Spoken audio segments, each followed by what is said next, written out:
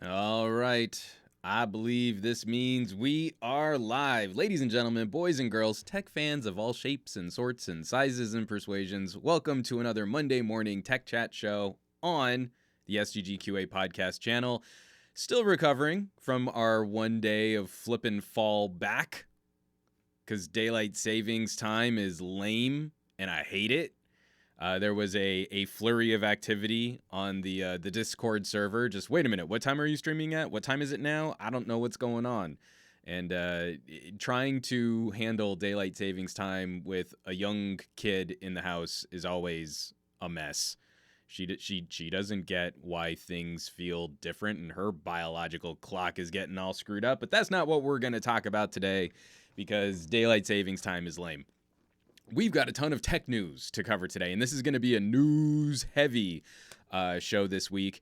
Plus, I do want to share some thoughts in the second half of the show, just talking about some of the tech products out right now. We're going to spend a little time talking about AirPods. I did get to listen to some AirPods Pro on a recent trek to the mall over the weekend, and my first week using the LG G8X. So if you have any questions on dual screen phones, folding phones, modular phones, I have those questions ready. I'm seeing Abraham Artemis, Gary the Fireman, Matt Tyler, Aditya Anil. We've got a crew already lining up for this week conversation, so let's get into some housekeeping. I know Gary the Fireman already put my over-under at around 12 minutes. Abraham Artemis, I'm looking forward to your AirPods Pro rant. If you caught last week's podcast, at the very end of the podcast, I caved. I wasn't going to talk about the AirPods Pro, but the announcement had just hit during the podcast, during the live stream. Live stream is a nice little Freudian slip there. And just going over Apple's page, I wasn't impressed. So we'll see if my opinion has changed over the last week. Now, a lot of people were arguing with me. We'll probably talk about some of the Twitter backlash because I posted a tweet about iFixit. It's all fun stuff. But let's get into some housekeeping as I take a sip from the world's tastiest pickle-themed coffee mug. All right, let's get this out of the way here.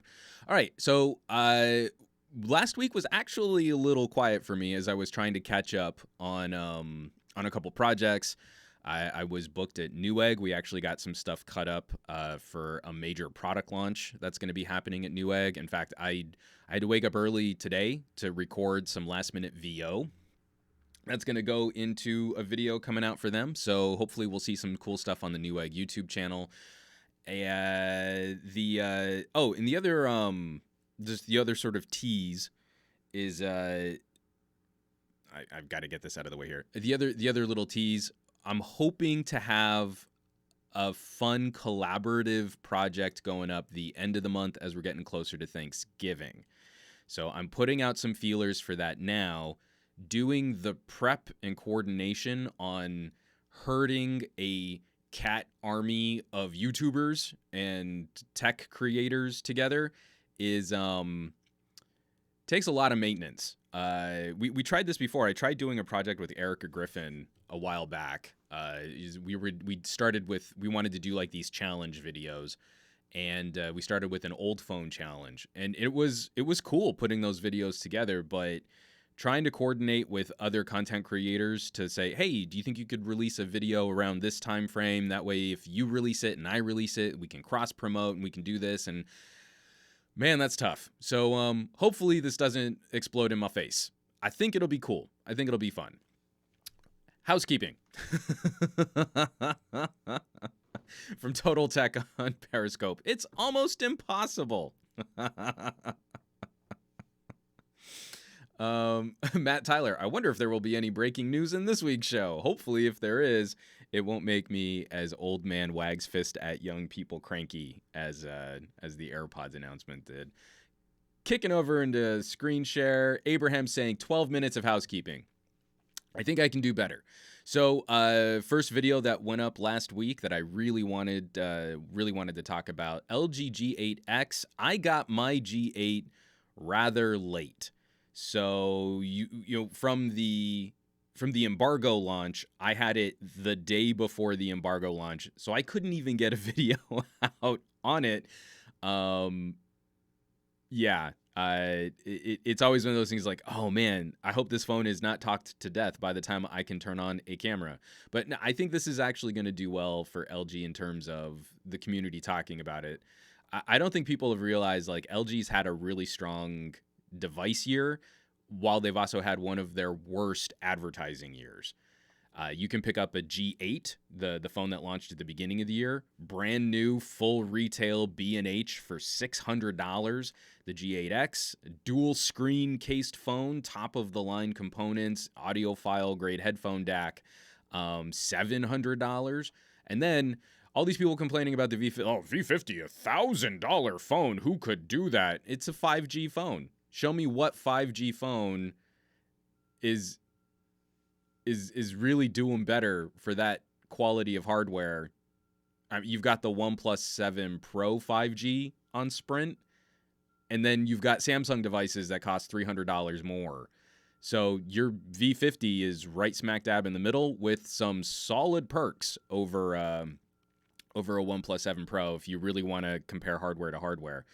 So from New Master XX, why notch on the second screen, though? This was actually something we talked about quite a bit on the Discord, the SomeGadgetGuy Discord.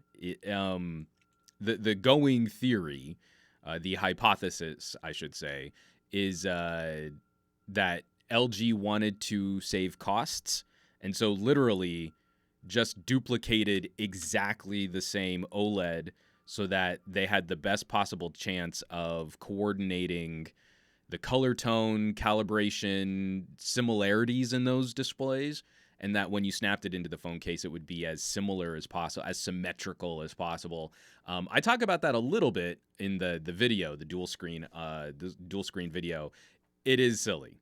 It is. We can all point to that and say, yeah, that's silly. But it makes sense if you think about what's the best possible way to make those two phone screens as similar as possible, with as little variation in the manufacturing process. So, and Hella Bro says, I think LG has said that on the record. If someone's got a link for me, please shoot me a message, because I'd like to point to something like that when I get ready to do my full review. Let me get this out of the way here. I'm seeing Steve Q3 Becker. I'm seeing LFA reviews. I was privileged enough to tune in for his live stream last night, his community live stream, which you can't watch now because you're not special. All right, next little bit of housekeeping. This has just been a week of me being behind and trying to catch up. So I was also late to getting my hands on the Pixelbook Go. I have not spent a lot of time with Chrome OS. This is really me starting from scratch using Chrome OS, using a Google laptop. And I've got some early thoughts to share. But again, I'm trying not to just do the normal, here is the device, and I will take it out of the box. And my first impressions are, it's a good device because it's completely uninformed by any use. I'm trying not to do that. I'm trying to predict or ask questions during my first impressions videos now. And the Pixelbook Go brings up some really heady philosophical ideas on where we want to take mobile technology and the future of mobile computing. I think we're all racing towards some kind of comfortable middle of phones, dual screen devices, modular devices, tablets, multi-mode laptops, and we're continuing to try and carve out this safe space for the keyboard, touchpad, screen aesthetic for using a mobile computer.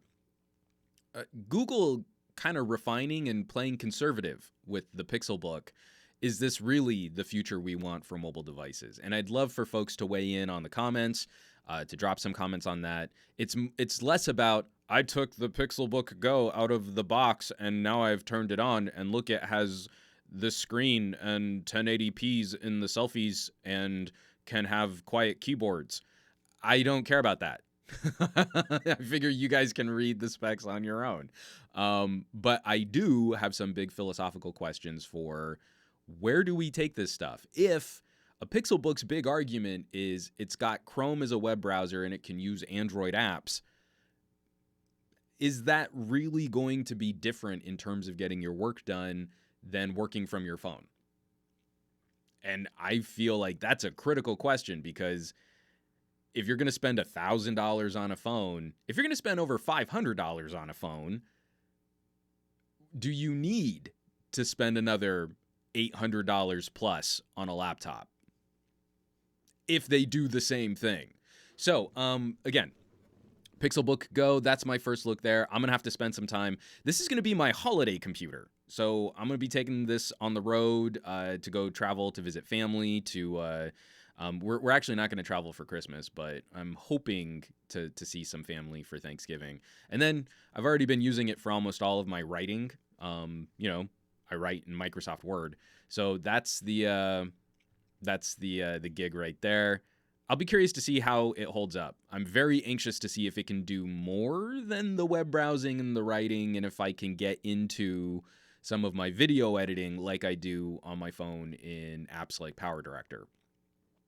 Let me get this out of the way here. Abraham Artemis, to be honest, I reckon a Windows device on ARM chips will be the way to go. And maybe.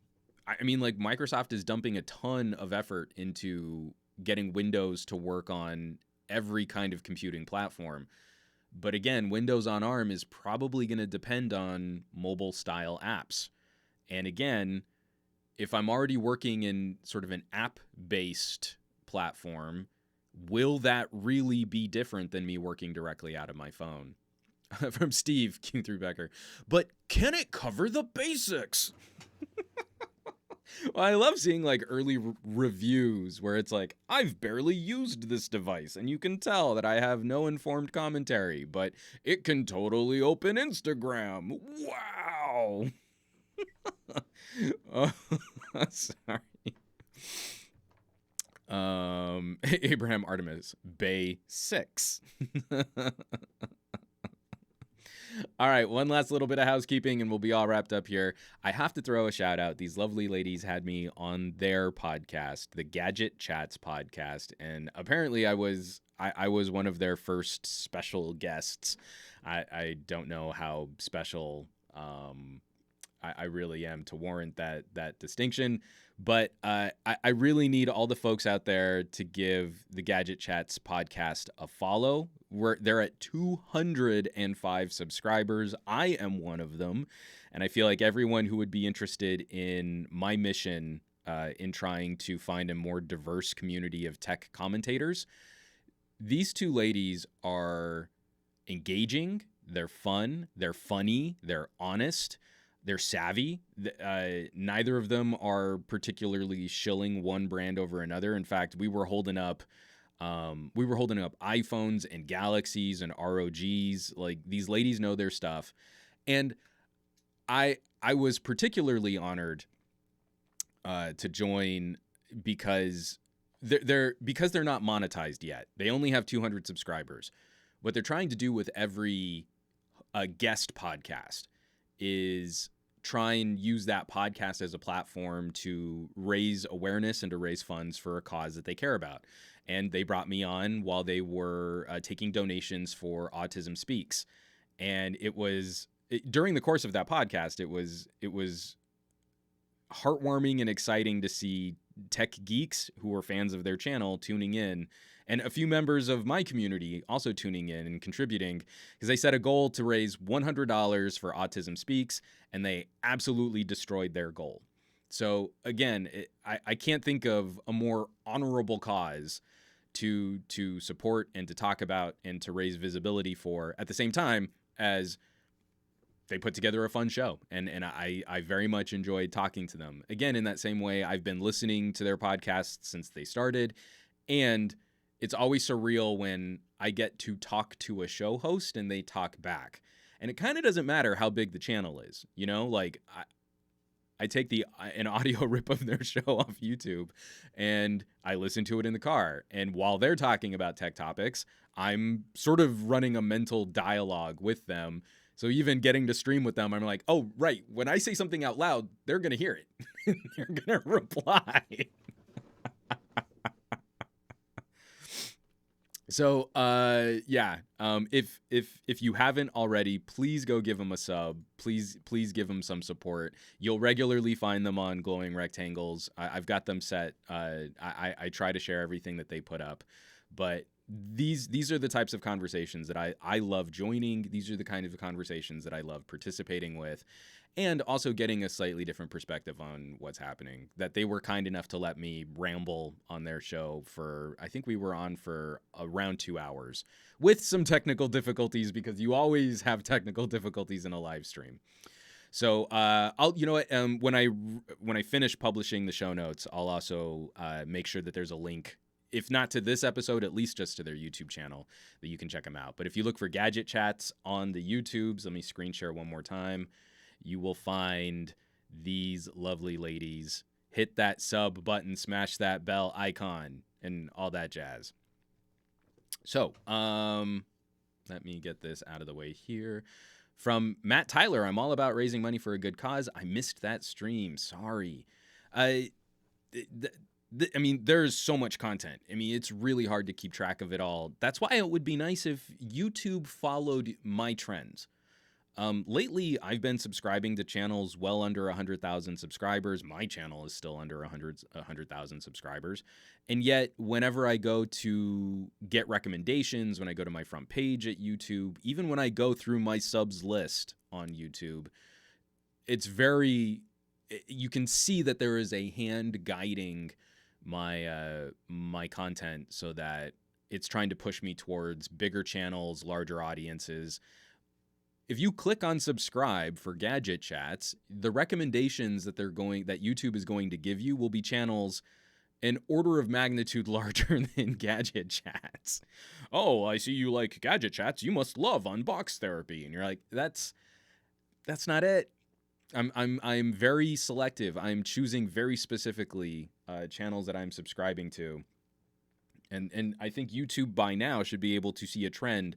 What would keep me on their platform more? And yet that still hasn't manifested in the recommendations that they send to me. So it's pretty silly. From Matt Tyler, you should link the fund page if you can for donations. I'll try and include that in the show notes. That's a great idea.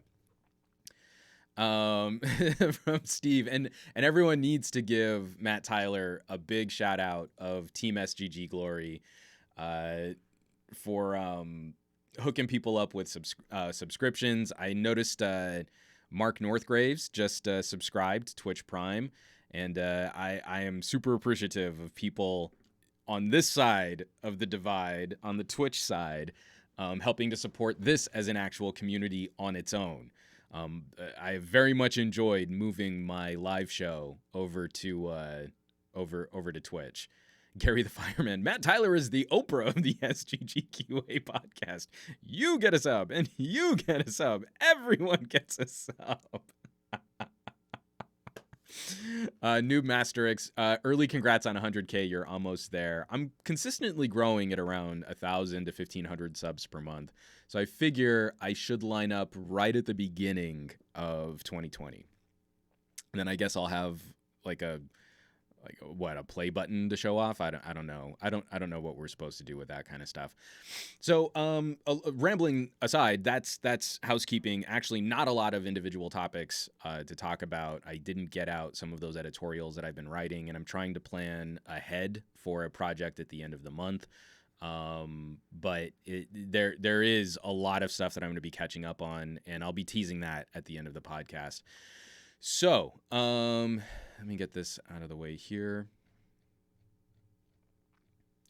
Mark Northgraves. What I hate most is if I watch one durability test, my feed is full of, will the phone survive being dropped in an ice block from 10,000 feet? So I got to be careful because I also have a penchant. I absolutely love, spooky stuff on the internet types of channels. And man, you watch one video about vampires of the 1900s and the deep dive that YouTube tries to take you on is pretty remarkable and not at all what I signed up for. All right, let's jump in. Like I said, this is actually going to be a pretty heavy news block. Please try and hang with. There are a lot of stories that we're continuing to talk about. One of the reasons why this news block is so heavy is I don't like letting a story rest. I brought it up once 6 months ago on the podcast, and that's all we need to say about it. These stories change and evolve, and it's why I like doing the podcast on Mondays, because we at least get the weekend to kind of sort out our feelers on stories from the past week. But this is also a good platform. This is also a good opportunity for us to check back in on topics which maybe we didn't have all the information up front, or maybe some of the story has changed as we've investigated it more. I feel like our society kind of needs that headline, and then that's what we make up our minds on, and then we never go back to kind of sort out what really happened. And especially when it comes to law enforcement and privacy and technology, I understand that tech fans don't like a lot of politics in their tech.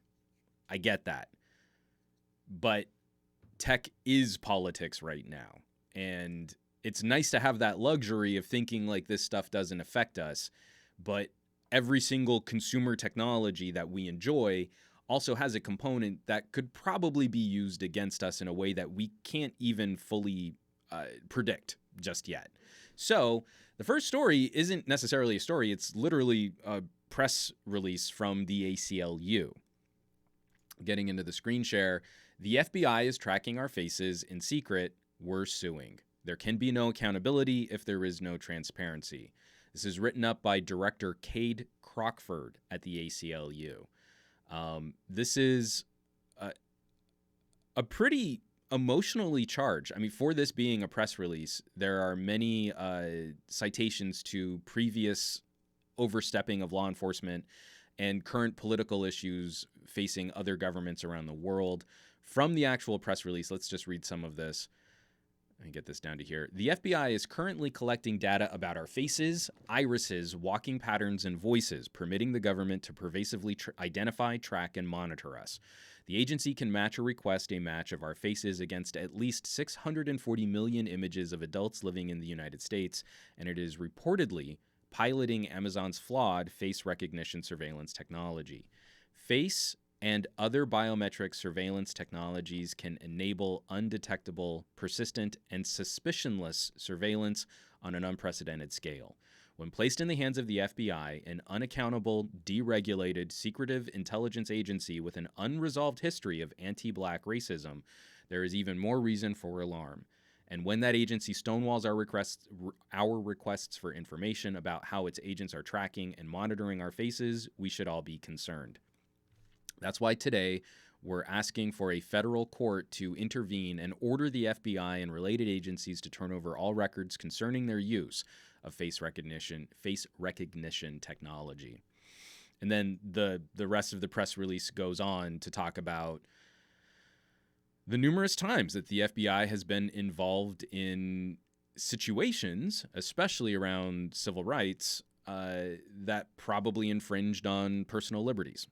So, again, I don't think this is a liberal or a conservative issue. I think this is a tech enthusiast issue. This is something, if we're a fan of our technologies, increasingly we're operating devices that verify our user accounts through some part of our body, if it's a fingerprint or if it's a face scan. And we're still not quite at a level where that information can be kept completely locked up in a bucket on the device. A lot of this information does make it server-side to the corporations and to the companies and to the outlets that we interact with and we do business with. If you haven't, I would highly recommend installing Firefox. They just recently did another security audit. And if you've been using the Firefox browser for any length of time and you're using some of the Mozilla plugins to contain social media sites, like I use the Facebook container on Firefox, and I get these little warning exclamation points whenever something is linking information and sharing information with Facebook. And it's shocking how often you see that little exclamation point flare up. But they just recently did another security audit with their most recent update, and they can tell you literally from your browser how often you've interacted with services that are trying to profit off of your personal data, how often you're interacting with services that get access to things like your biometric data. So I would give this a read. I would give this a read just to be decently informed on it so that we can be those individuals who lead these kinds of conversations in our circles of family and friends. There are so many times where the opinion of geeks is discounted because we can be an insufferable community to deal with. We can be really pedantic and kind of know-it-all and gatekeepers. But this is a good bridge building topic. Never before in the history of consumer electronics have average people been as concerned with privacy, security, and skeptical of the corporations that they're doing business with. So this is a good opportunity for us to help continue this discussion and to lead this discussion and to provide some value to our family and friends and not just be the nerds who are telling them why they bought the wrong phone. From Soulless Geek, we need to incorporate biometrics into HIPAA. Oof. Yeah, I mean, I still very much agree with, there was a sentiment in the early days of fingerprint scanners that fingerprint authentication probably wasn't a good idea, that your fingerprint isn't a good password, it's a good username.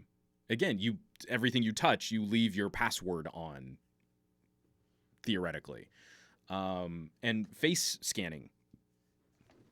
There is, I know everyone wants to pounce on Google, like, oh, how could you make such an insecure face scanner on the Pixel 4? You don't even need to blink. Yet, face scanning on an iPhone might not be that much more secure in the hands of, say, an unjust interrogation. You know, if all someone needs to do is accidentally tip a phone towards someone's face, then you don't have much better security with attention blinking awareness than you might with a phone that doesn't require that and uses a face scanning tech. And even with some of the stories that we've talked about, you know, machines that can crack iPhone security by cloning the data on an iPhone until they can brute force a simple password or a PIN, your best protection on a device, if you want to keep the content secure, is a strong alphanumeric password, which, let's be honest, very few people are going to use. Adichie Anil, the FBI are seriously scaring me. This seems more like something a dictator would do. Well, and in the United States, we don't always have the best oversight over what individual agencies are trying to accomplish. And that's actually why I'm in support of what the ACLU is trying to do here, is when these new technologies are being utilized by our government, we know that you can't put the biometric genie back in the bottle. We know that we're not going to go back. But how the technologies are being used requires some transparency. And from there, we can come up with the future policies that will guide how we interact with data, how we interact with corporations, and how we interact with our government. LFA, the deep state is real. Well, yeah, we knew that with the NSA monitoring everything. Like, the FBI is just another link in that chain. Matt Tyler, if I get arrested with my iPhone 11 Pro Max, I'll let you know how it goes. You know what? That would be the best review opportunity, right? So Matt Tyler is going to go, I don't know, do something drunk shenanigans, get his phone confiscated, and then convince them that they need to crack open his phone. So everyone keep an eye on Matt Tyler's social media. Soulless Geek, I think at this point we are more skeptical of everything. Part of that is the 24-hour news cycle and hot takes, and we tend as a society to fall back on negative commentary for clicks. It isn't a bad thing necessarily, but it's the mechanism that brought us to this level of healthy skepticism. The biggest issue with that is that it's based on knee-jerk reactions and not education. And I think it's been weaponized, because our next story, that's the perfect transition, Soulless Geek. Facebook will let politicians run false ads during the UK elections. You see, Facebook isn't going to police any of the content that goes up on their site, unless it affects advertisers, of course. So this is coming by way of Engadget. Who wrote this up? John Fingus. Facebook's policy of allowing politicians to run false ads is going to get tested in short order. CNN Business has confirmed that the social network won't fact-check candidates' ads in the weeks ahead of the UK launch on December 12th. It will bar candidates from linking to debunked or pro-violence material and will still scrutinize groups like Leave EU. But voters will have to rely on skepticism beyond that. To your point, Soulless Geek, skepticism is the only thing saving us right now. That reluctance to check ads is leading to concerns, including from those investigating Facebook. The head of parliamentary hearings looking into Facebook's practices, MP Damian Collins, told CNN that people shouldn't be allowed to spread false claims just because they're paying for it. He was also disappointed in former UK politician Nick Clegg, arguing that he hasn't made a positive difference as Facebook's global affairs VP. And I would just like everyone to see, as I'm screen sharing this, you see this little right here? Facebook Container has disabled this button and blocked Facebook from tracking your visit to Engadget. Woohoo! Go Mozilla, go! Go Mozilla, go! So Facebook doesn't know that I'm reading stories on Engadget about Facebook's terrible business practices.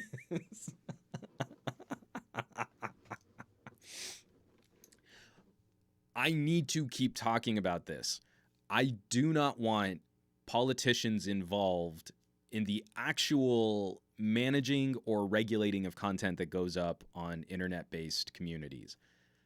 However, Facebook is showing us a perfect example of how they're trying to have it both ways. So we've talked in the past about the regulations that allow safe harbor for media entities who don't have editorial control over the content to broadcast content. So Facebook is trying to say, we have to hold up our hands and we don't have any editorial control. And that allows them to disseminate information. But they do have editorial control because they take down content which violates their terms of service. We do not have laws and we do not have regulations that can bridge this gap. Facebook wants to be able to operate like both a media distribution company and an editorial-based company. Like they want to be a newspaper and a radio station and a television station, and then also have all of the freedom of the Wild West internet all at the same time. And this is what's currently breaking our regulatory structure. We need to come up with some better classification for what Facebook is. And that's also going to impact other companies too. It will have negative implications for other services that we enjoy. If a corporation or a company, if Twitter or YouTube are responsible for the content that goes up on their platform, it can have a chilling effect for speech at the same time as we're trying to protect the dissemination of bad information. This is a messy, grotesque, complicated problem that's arisen because technology moves way faster than our legal apparatus can in trying to untangle what the impact is on the citizenry and to create reasonable legislation for it. The first impact on this is going to be a massive broadsword hack at an industry that most of these lawmakers don't really understand. And they're going to be going off of lobbyists and the public and angry mobs with pitchforks and torches, and it's not going to be good. But if the industry can't self-police and come up with their own rules, they're not going to come up with their own fair play guidelines, then unfortunately politicians will need to get involved. They're the only resource we have is the public to stop terrible business practices like this. At the same time, as Facebook their reputation has never been dirtier, Mark Zuckerberg has never been more profitable. So it's good business to step on the citizenry, to step on the users of Facebook, to squish all of the people that get in their way, to essentially cloud the issue for politicians and to lobby in bad faith for deregulated markets so that they can continue to spread misinformation and make money in any way that they want on, again, terrible situations. If Facebook isn't willing to police itself there, then unfortunately someone else needs to police Facebook, or Facebook needs to be broken up, Mom Pa Bell style.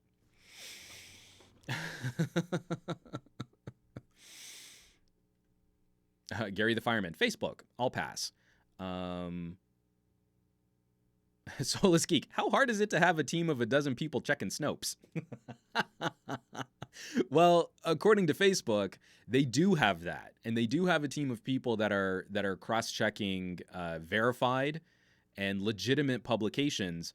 And so I'm sure Snopes is one of them, but so is Breitbart. So if you go to Facebook, they're making sure that news stories are verified by checking sources like Breitbart. So that's good quality news there for you. From Sam, 20 miles, 1975. I've been seriously considering ditching Facebook. It's because of family, but it's just too toxic for me. I have significantly curtailed my use of Facebook and Instagram. And a lot of it just came organically. Like, I just don't like having my feed manipulated. I want a timeline-based feed. And since I can't get that in Instagram, and I'm getting posts from people like 4 days after they do something, it seriously disrupts the value of what I enjoyed Instagram for.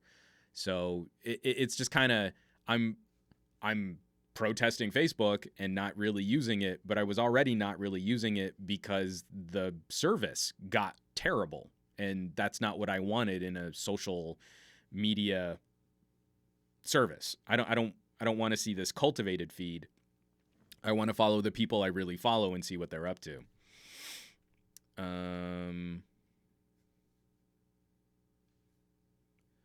Doomer, is that how every major company behaves right now? To varying degrees. It was also sort of an exhausting story. I thought about putting it in the show notes, but apparently, what is his name? Twitter Jack Dempsey? Is it Jack Dempsey? They're not going to be taking any money for political ads on Twitter. So we've seen some differences in policy, but the big problem is when you have a private corporation, we don't get transparency. These are private companies, so they don't have to disclose the inner workings of their mechanism. In fact, it's become sort of a pride point on YouTube that YouTube hides how the algorithm really works, and you just have a bunch of gurus trying to guess at what's going to make your videos popular. If Twitter's terms of service were really being followed, a lot of high-profile individuals would probably have been deplatformed, including the President of the United States. But they have a series of decision-making protocols that allows people to stay on platform even when they're violating their terms of service, and then they inconsistently utilize their rules to punish other people. So again, we don't have a good metric. It's a little simplistic to say, well, all companies act like this. We see differences in corporate policy between all of these different companies. But at the end of the day, what we need is some sort of regulatory action which promotes transparency. We need to see how the black box works. And that would give consumers actual choice. If you saw substantial differences between Twitter, Facebook, YouTube, in how their editorial processes worked, and you understood what those mechanisms were, then the consumer could make an informed decision as to which platforms they wished to interact with. Right now, we're sort of acting like everything's just this fair meritocracy, and that's not the case. That's not what we... Jack Dorsey, thank you, LFA Reviews. Dempsey? I don't know where I got Dempsey. Doomer. Yes. Private companies wanting the protections of a public forum. And conflating. Again, Google is not the internet. Facebook is not the internet, but they're trying to replace so many of those core services and core outlets for people. If they're going to do that, then they need a different type of regulatory scrutiny than what they currently receive. I want to talk about some better news. I want to talk about some happy news.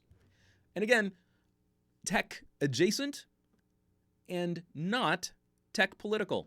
I'm going to take a sip of water here real quick.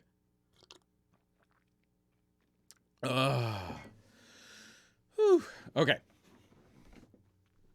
And let me get this out of the way here. So, I have a poll under this Twitch video. How many of you are working in or have access to some type of flex time job or maybe a job that does 4 days a week, where you get 3-day weekends or split time. You work 2 days on, 1 day off, 3 days on, 1 day off, et cetera, et cetera, et cetera. Drop some votes. Right now, it's currently 5 people have no access to a flex time job, and 1 person does. So that 1 person is living the dream. And everyone say hey to Andrew. Fat Produce has joined the chat.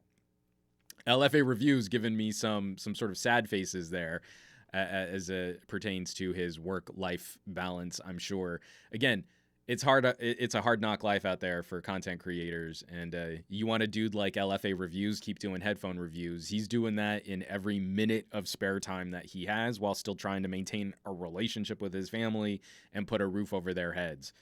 Dude deserves some respect.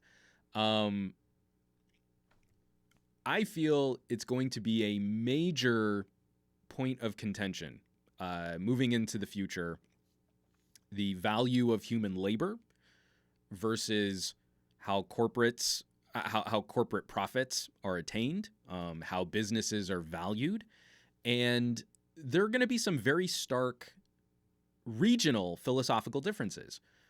There's a documentary on Netflix about a glass manufacturer setting up a manufacturing plant in the United States, and the huge culture clash between a Chinese organization and workers on the ground in the United States, and just the philosophy of a Chinese corporation valuing labor, but that meaning you should be here 6 days a week and you should be working 10-hour days and you should be working for this bare minimum because you are a part of making this entire economy run, and then running into Americans and viewing them as lazy and feckless and uncooperative and contentious.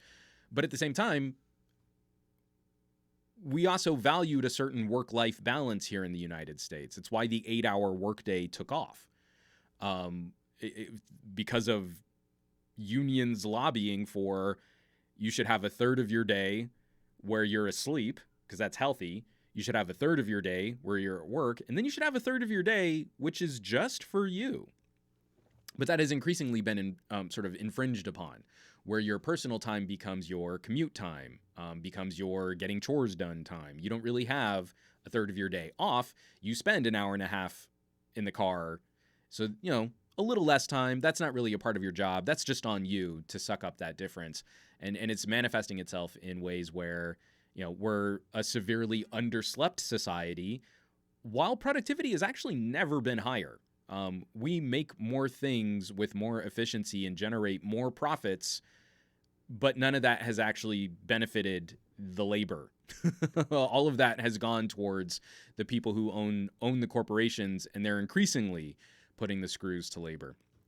That was a very long-winded way to get into this story, because one of the cultures that I think has a very lopsided work-life balance would be the Japanese, where it's sort of an expected norm that you spend as much of your day at your job as you can. Culturally, there's this notion of padding your hours, even if you're not more productive. It's seen as dishonorable or shameful to take more extended time off than you really need, even during the day. Even in ways where you can kind of observe that in the foot and traffic patterns in the country being, again, a little lopsided, but it being ingrained in sort of the country's culture of work. Not a very healthy attitude for work-life balance, IMO. So Microsoft has offices in Japan, and they conducted an experiment. So this is coming by way of Sora News 24. I have no idea if this is actually a reputable outlet, but this has also been picked up by a couple other outlets reporting on this story too. But Microsoft tried a 3-day weekend. So they went to come on, screen share. There we go. They went to 4-day work weeks. And wouldn't you know it, we actually saw an improvement in productivity, a pretty significant one. So this is written up by Scott Wilson, Sora News 24. I'll have this linked in the show notes at the end. Actually, I should be dropping these in the chat. Sorry, it's something that I wanted to start doing and haven't been doing. Okay. Japan has a reputation for not being so great when it comes to work-life balance, and it's a reputation that makes sense considering the country routinely scores towards the bottom when it comes to employee satisfaction around the developed world. Getting into the actual experiment. Last August, Microsoft Japan carried out a working reform project called the Work-Life Choice Challenge Summer 2019. And for 1 month, last August, the company implemented a 3-day weekend every week, giving 2,300 employees every Friday off during the month. This special paid vacation did not come at the expense of any other vacation time. And the results were pretty incredible. I'm going to go ahead and spoil the article here, but I still want people to check out the link. Employees took 25% fewer days off during the month, printed 58% fewer pages, and used 23% less electricity since it was closed since the office was closed an extra day, but productivity went up a staggering 39.9%. They got more work done in fewer days over the week. Forcing people just to occupy space in a building costs businesses more, has a bigger impact on the infrastructure, which our tax dollars pay for, probably has health ramifications. I would love to see this experiment conducted over a wider range of time. And companies make less money off of their employees by forcing them to be there and not be productive. I really hope that the future of labor can be based more on effectiveness rather than perfect attendance. It's the same thing. My parents, when my brother, me, and my sister were in grade school, my parents could not have cared less about attendance. In fact, they kind of thought perfect attendance was stupid, because there are going to be times where we want to go do something as a family, and it's going to be way more educational than sitting your butt in school for a day. But they cared very much that I was getting all my work done, that I was making up my assignments when I missed a day, and that I was scoring well on tests. They cared about effectiveness. They didn't care that I was occupying space in a building every single day, at every single minute, every single hour that I was supposed to. And that instilled in me a very sort of contrarian attitude towards going to an office and sitting in a cubicle. I've done very poorly in every cubicle job I've ever had, but I've done very, very well in every type of job where it kind of didn't matter when or where or how I showed up, but I was contracted to do a certain job. Did I get the job done on deadline? Yes. Then it really shouldn't matter when or where or how I did that job. And so that's the reason why I also wanted to put this poll out there this week. You can vote under twitch.tv/SomeGadgetGuy. How often do employees really get access to this stuff? Because I feel like there's also just a corporate pressure. Well, I mean, if this major banking institution did that, well, then other banks would have to consider it too. So you know what? We're all just going to stick together and not offer better flex time or project-based compensation or 4-day work weeks. We can't trust our employees to get their jobs done unless we sit them in an office and have terrible middle managers yell at them all day long. We've got to do something. The current model is grossly unsustainable. We're looking at corporations. Like another story that I asked, Microsoft and Facebook are going to be looking to dump something like $3 billion into California housing because of the housing crisis out here. But we still don't expect them to do anything like pay taxes or change how their workers telecommute or make it easier for their employees to work remotely or offer better perks for employees to take advantage of state programs so they could find more affordable housing. No. We don't want to do anything like that. We'll build dorms. We're going to spend $2 billion to make Facebook dorms. So you really are a part of the company town. I'm going to get a copyright strike. 16 tons. What do you get? If you're a Facebook coder, then likely something similar to that. This was such a heartwarming little tech story there. And then, of course, the article immediately goes on to talk about interviewing some of the people who partook that the reaction in Japan is really mixed. The Japanese people that were interviewed for this article have little hope or little faith that this will actually affect change. That, again, there will be too much corporate pressure and too many companies sticking together with the current work-life balance in the Japanese communities, that they will sort of pressure out anyone who's looking to change things, because change is hard and scary. But it's frustrating, as again,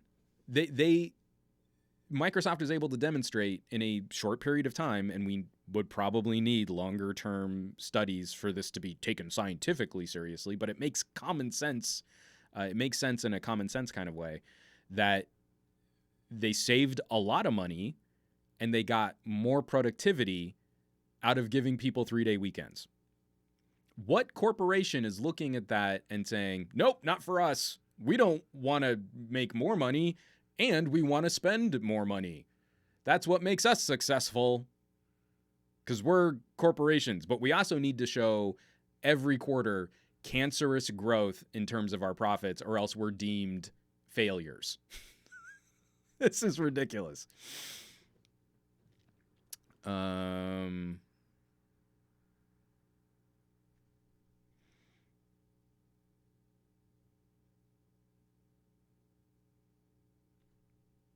Soulless Geek, as long as I get the load there on time, I can roll when I want it. It's on me to do the math and plan accordingly. I'm assuming, Soulless Geek, that you're a truck driver?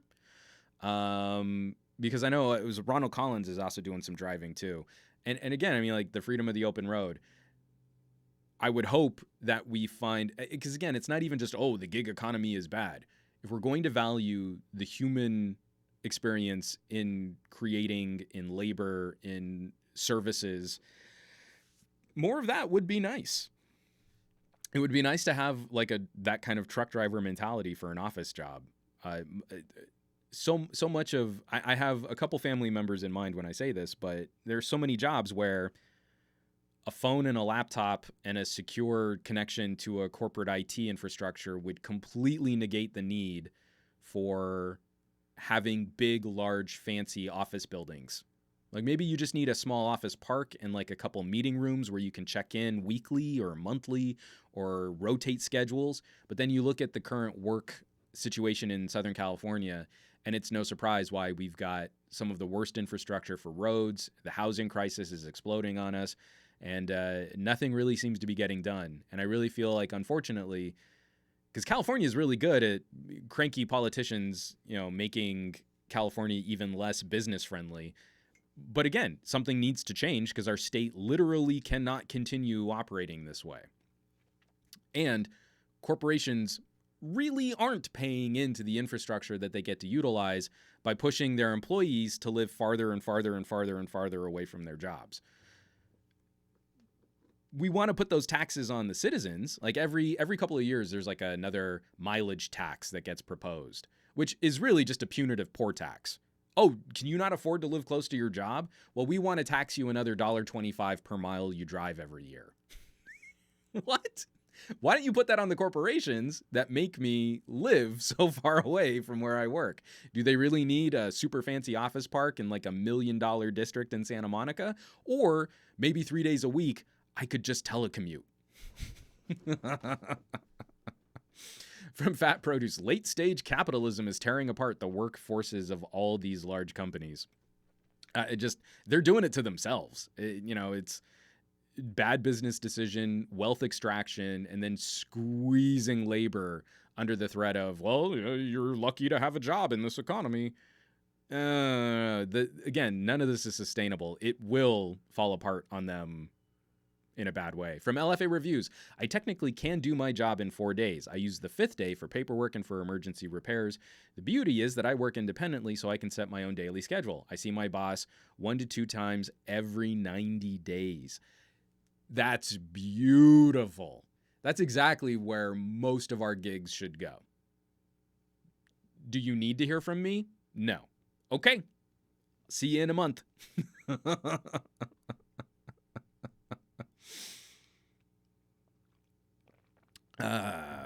And soulless geek companies hate change. It makes them look at too many elements. It's just a shame that they aren't looking at elements like how do we save money and how do we become more profitable? Because you would think companies would care about that. But kudos to Microsoft because they took the hit on doing kind of a crazy experiment for Japan. And unsurprisingly, it went well. So another story to follow up on. We talked about this before. Some of the encryption keys from NordVPN were exposed, and that's led to, again, something of an unresolved issue for NordVPN and how you can protect anonymity and browsing and surfing online. It was another bad week, another rough week for NordVPN because there was a massive attack, and it exposed a number of user credentials. So this is written up by Dan Gooden over on Ars Technica. I'll copy this in here for the live chat. Come on, live chat. There we go. NordVPN users' passwords exposed in mass credential stuffing attacks. As many as 2,000 users of NordVPN, the virtual private network service that recently disclosed a server hack that leaked crypto keys, have fallen victim to credential stuffing attacks that allow unauthorized access to their accounts. In recent weeks, credentials for NordVPN users have circulated on Pastebin and other online forums. They contain the email addresses, plain text passwords, and expiration dates associated with NordVPN user accounts. I received a list of 753 credentials on Thursday and polled a small sample of users. The passwords listed for all but one were still in use. The one user who had changed their password did so after receiving an unrequested password reset email. It would appear someone who gained unauthorized access was trying to take over the account. Several other people said their accounts have been accessed by unauthorized people. It's been a rough couple weeks for NordVPN.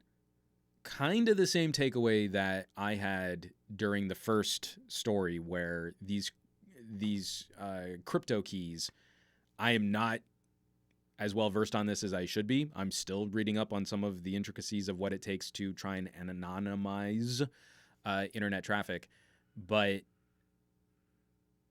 there's only so far you can go. As long as you have an open line of communication, some kind of terminal to connect to, and you're on the internet pipes, you can do a fair bit to try and minimize the amount of online risk, the amount of online snooping, of trying to maximize your privacy, but nothing will be foolproof. Any system built by man can be compromised by man.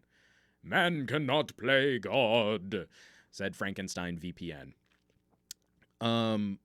But this one is a little rougher than just like expired crypto keys that allow access to certain parts of a server that is now defunct. This is way grosser because how an attacker gets access to plain text passwords from a company which is built solely around trying to protect and obfuscate internet traffic is a real bad look. So this is another one of those buyer beware. I am sure NordVPN is going to try and assess the damage, and they're going to have some kind of press release, and they're going to share information with users. But these types of attacks are freaky, and it damages the credibility of an organization like NordVPN. Now we just need to see what type of recompense they have. How do they try and resolve the situation? How do they try and compensate people who have been affected by this situation? And we all learn a lesson in things like, are you using two-factor authentication? Do we need to all start using hardware keys to log into our services, like some sort of security chip that we literally plug into a device? And privacy and security are not just government issues or lawbreaker issues, criminal issues. There's a reason why we go after these services. There's a reason why bad actors try and get at user data. Even if you don't have anything to hide, there is merit and there is value to protecting your online activity. Just, it's a shame when one of the organizations or one of the services we would turn to protect our online activity gets compromised. now you've got another single point of failure for what you might be doing online. Soulless Geek, plain text, WTF.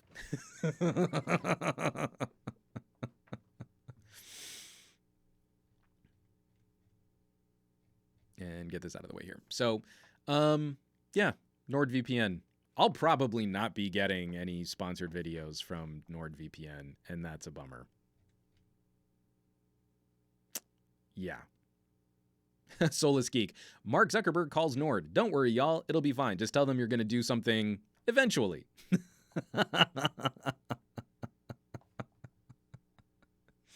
Yeah, I mean, it's techie geeky stuff. You don't need to worry about that. We'll fix it. Don't worry. Actually, I do have more faith in NordVPN trying to approach this subject with some legitimacy because it's the sole product that they offer.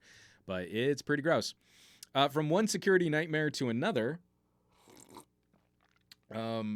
folks, this is probably one of the most pressing, one of the scariest exploits, because it deals with so much. I mean, it's multi-billion-dollar corporations, huge fan bases, your personal activity, dietary requirements. I mean, literally down to how do you put food in your family's mouth. And CBC, this is coming by way of the CBC.ca, doing some phenomenal reporting on tech stories. The lead up to this is a joke, obviously. I'm being facetious. But the CBC, not facetious. They've actually been doing a remarkably good job of reporting on tech disasters like McDonald's customers frustrated as Hamburglar attacks hacks more app accounts. Doomer, is this the Halloween Tech podcast? Because I'm getting spooks from all of this. Yes, in a series of attacks on the McDonald's app being billed the Hamburglar, people are finding that their McDonald's apps are being compromised and that people are racking up a ton of meals charges on their accounts, sometimes for thousands of dollars worth of food to be picked up at local area McDonald's in Montreal and in Toronto. I'm laughing about this because, again, it's another one of these arrogance situations. McDonald's, one of the world's biggest food corporations, arrogantly walking into the technology space. Well, we need to have an app, and they probably farmed out security to like the lowest common denominator and walking in with their reputation, like their reputation in setting up crappy fast food restaurants somehow legitimizes their ability to walk into internet commerce. Internet commerce is hard. And I don't feel like corporations always, again, the people who lead these corporations always grasp the craziness here. But one of the reasons why the CBC is tackling this isn't just, oh, McDonald's app has been compromised.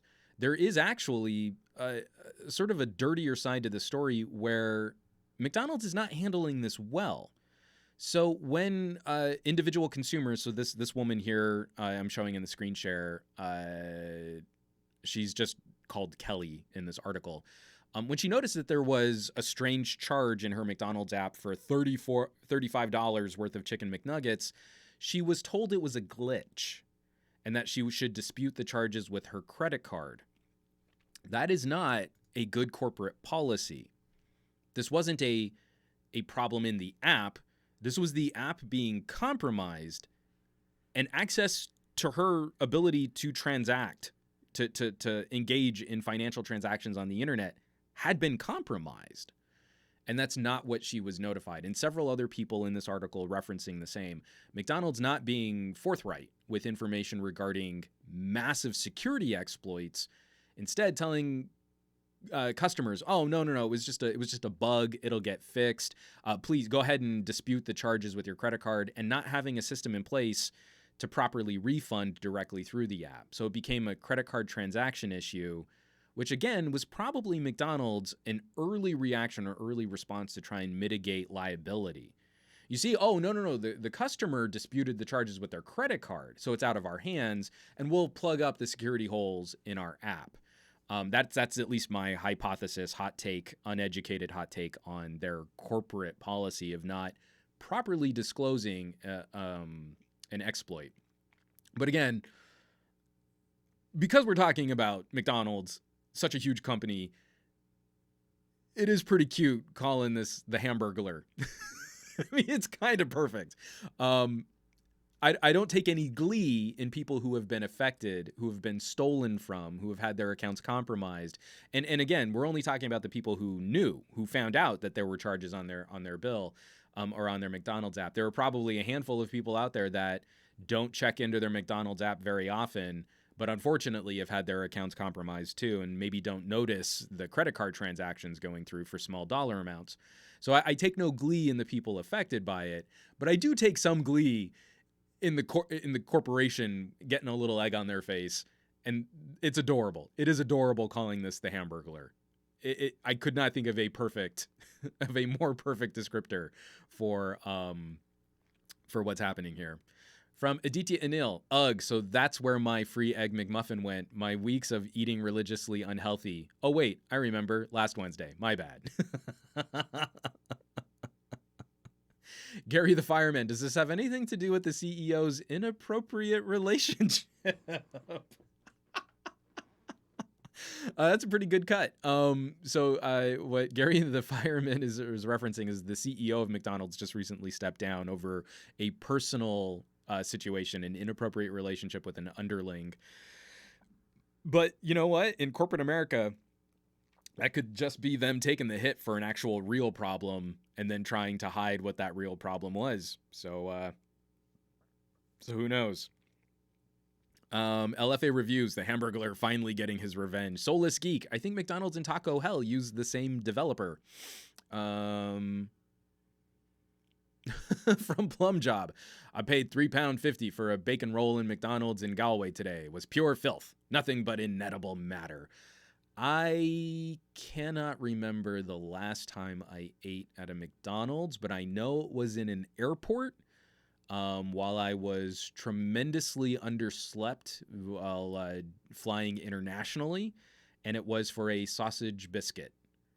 It was maybe the safest thing I think I could order from a McDonald's in an airport, and it wasn't great. It was pretty bad.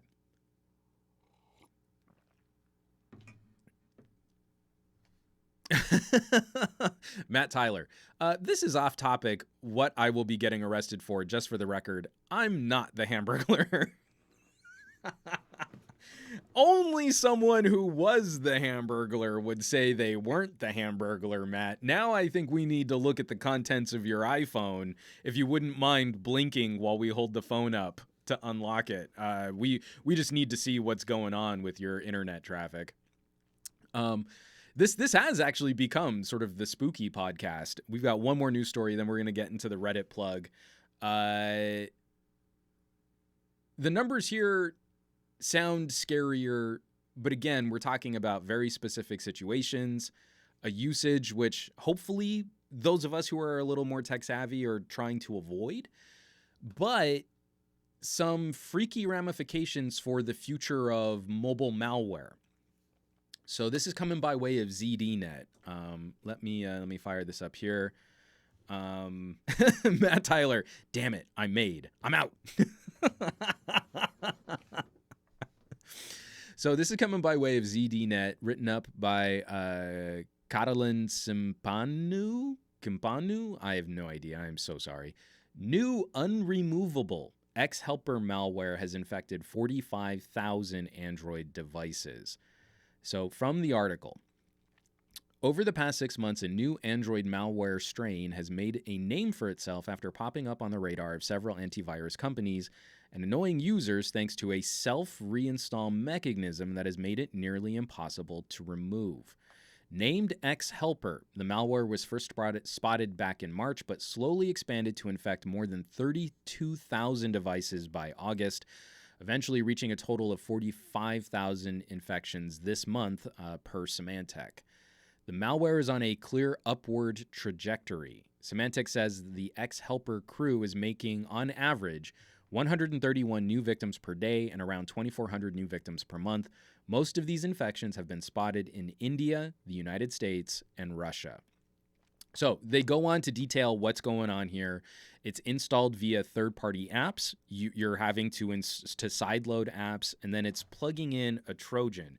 But what's freaky about X-Helper, and you can go and check in your apps to see now if you're affected. It does seem to show up as an app in your app list. We're not entirely sure how, but it's able to survive resetting the device. It's doing something that allows it to replicate after you wipe and scrub and hard reset an Android phone. So it's doing something on these devices that, to me, I mean, the only way that I could imagine it could do that is if it were somehow getting to the kernel, or if it was doing something similar to like rooting and ROMing, where you're customizing some of the OS to inject an APK installer that replaces it after you nuke the device. So be on the lookout.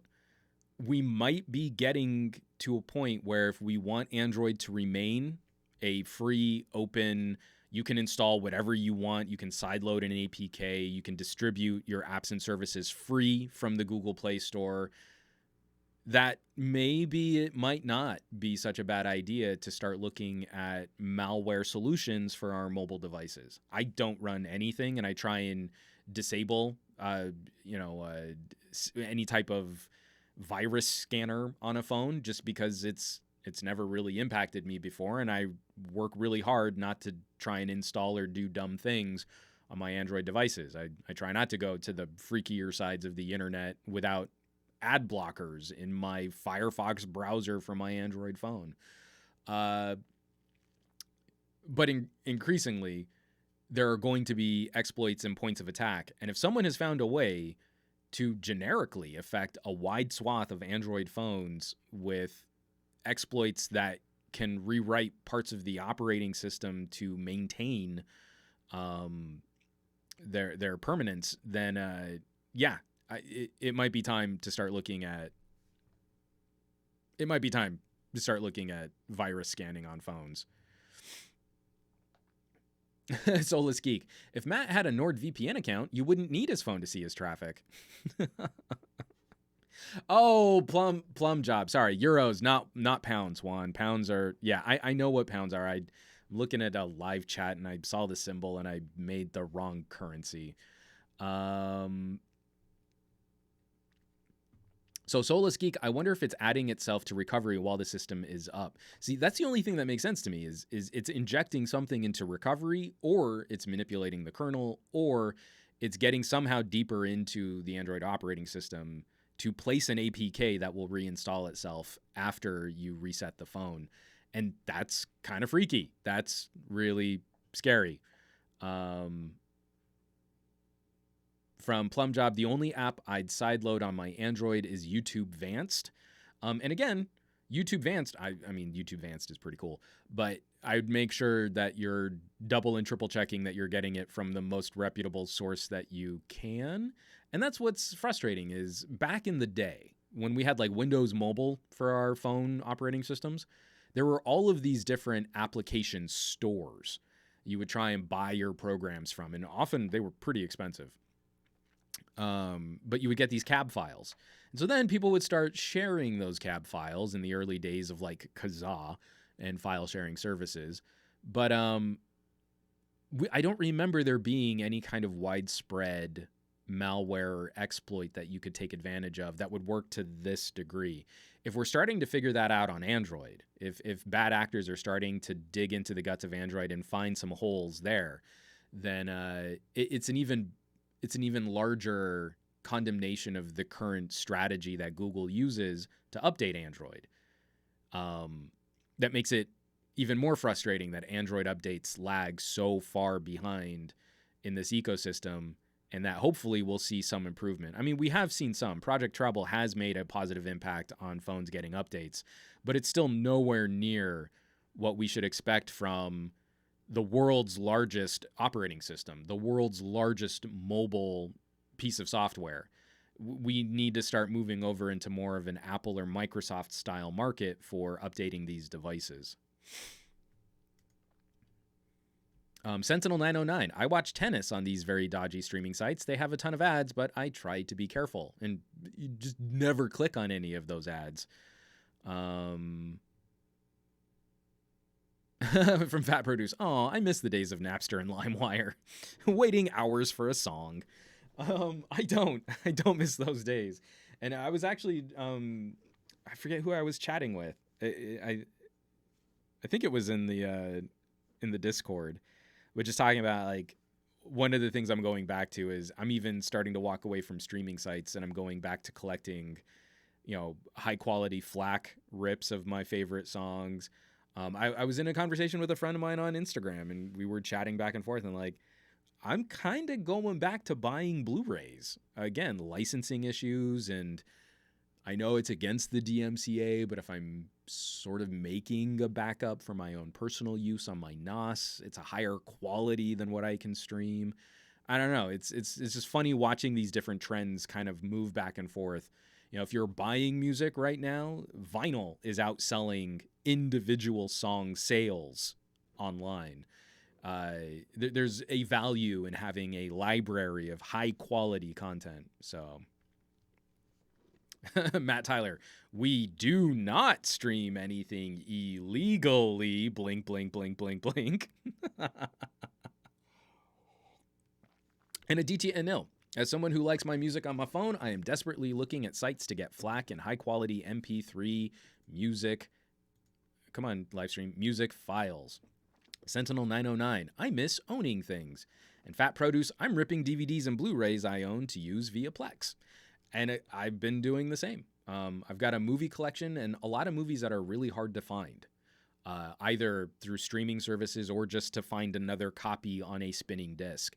And I know it's a gray area against the DMCA to circumvent copy protection, but if I have a movie like Seconds by Rock Hudson and I've got a really good quality of it, I can't guarantee that I'll always be able to find that same transfer on some other service, which will then not be permanent. We've seen from iTunes and from Apple, their services, you don't pay for a copy of the movie, you pay for a license to watch it. And eventually, those licenses will probably expire. So a piece of physical media should last longer, hopefully? I don't know. So,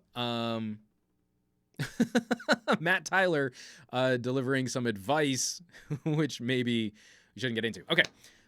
That criminal Matt Tyler who needs his phone broken into by local law enforcement, and hopefully he can not blink long enough to keep his iPhone secure.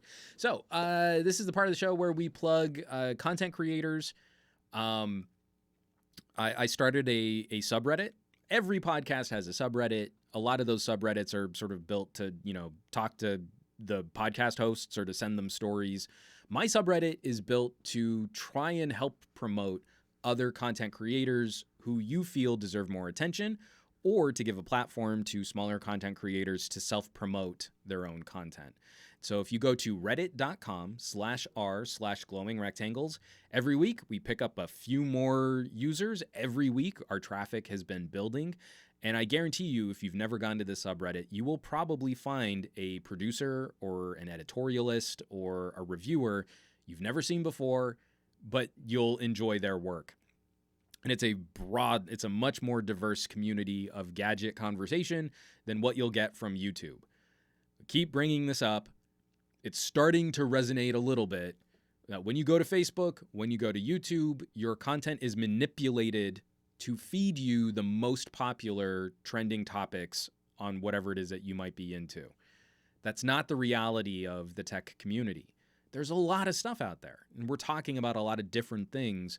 But if you just look at YouTube, it's probably going to be a harder collection of just Samsung and Apple, and then occasionally like a OnePlus or a Pixel when it's topical, when it's just at its peak trending topic SEO. And then we just go back to only talking about Samsung and Apple.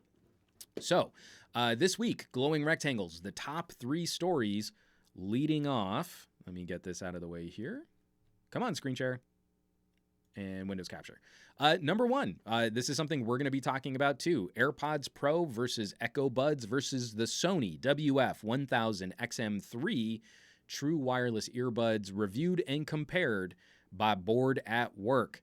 My buddy Enabong Etta taking a stab at 3 different takes on premium true wireless, comparing them back and forth. And unsurprisingly, the Sony won because Sony does audio hardware way better than Apple does. Moving right along. The number 2 spot, I don't know why this guy keeps showing up on glowing rectangles, but I kind of hate his face. The number 2 spot, LG G8X, the better dual screen solution. He always wears those dorky hats, kind of a punchable face dude. Oh, I like LG phones because they're not garbage, I promise. But just taking a look at a way that you can get a folding phone without the fragility. That's the number 2 most upvoted. But the number 3 is actually the one that I wanted to spend just another second talking about because I'm feeling like I'm in a similar boat as I'm wrapping up my longer term use of the Pixel 4. I'm hoping to have a review out either the end of this week or early next week. It's just too much phone to wrap your brain around just looking at a spec sheet and deciding that it's not worth it for the monies because it doesn't have one feature that another phone has. Coming by way of This Is Tech Today. I'm never a fan of his thumbnails, but he makes good content. He's a good kid. The Google Pixel 4 XL wasn't made for you. I really like the commentary on a video like this.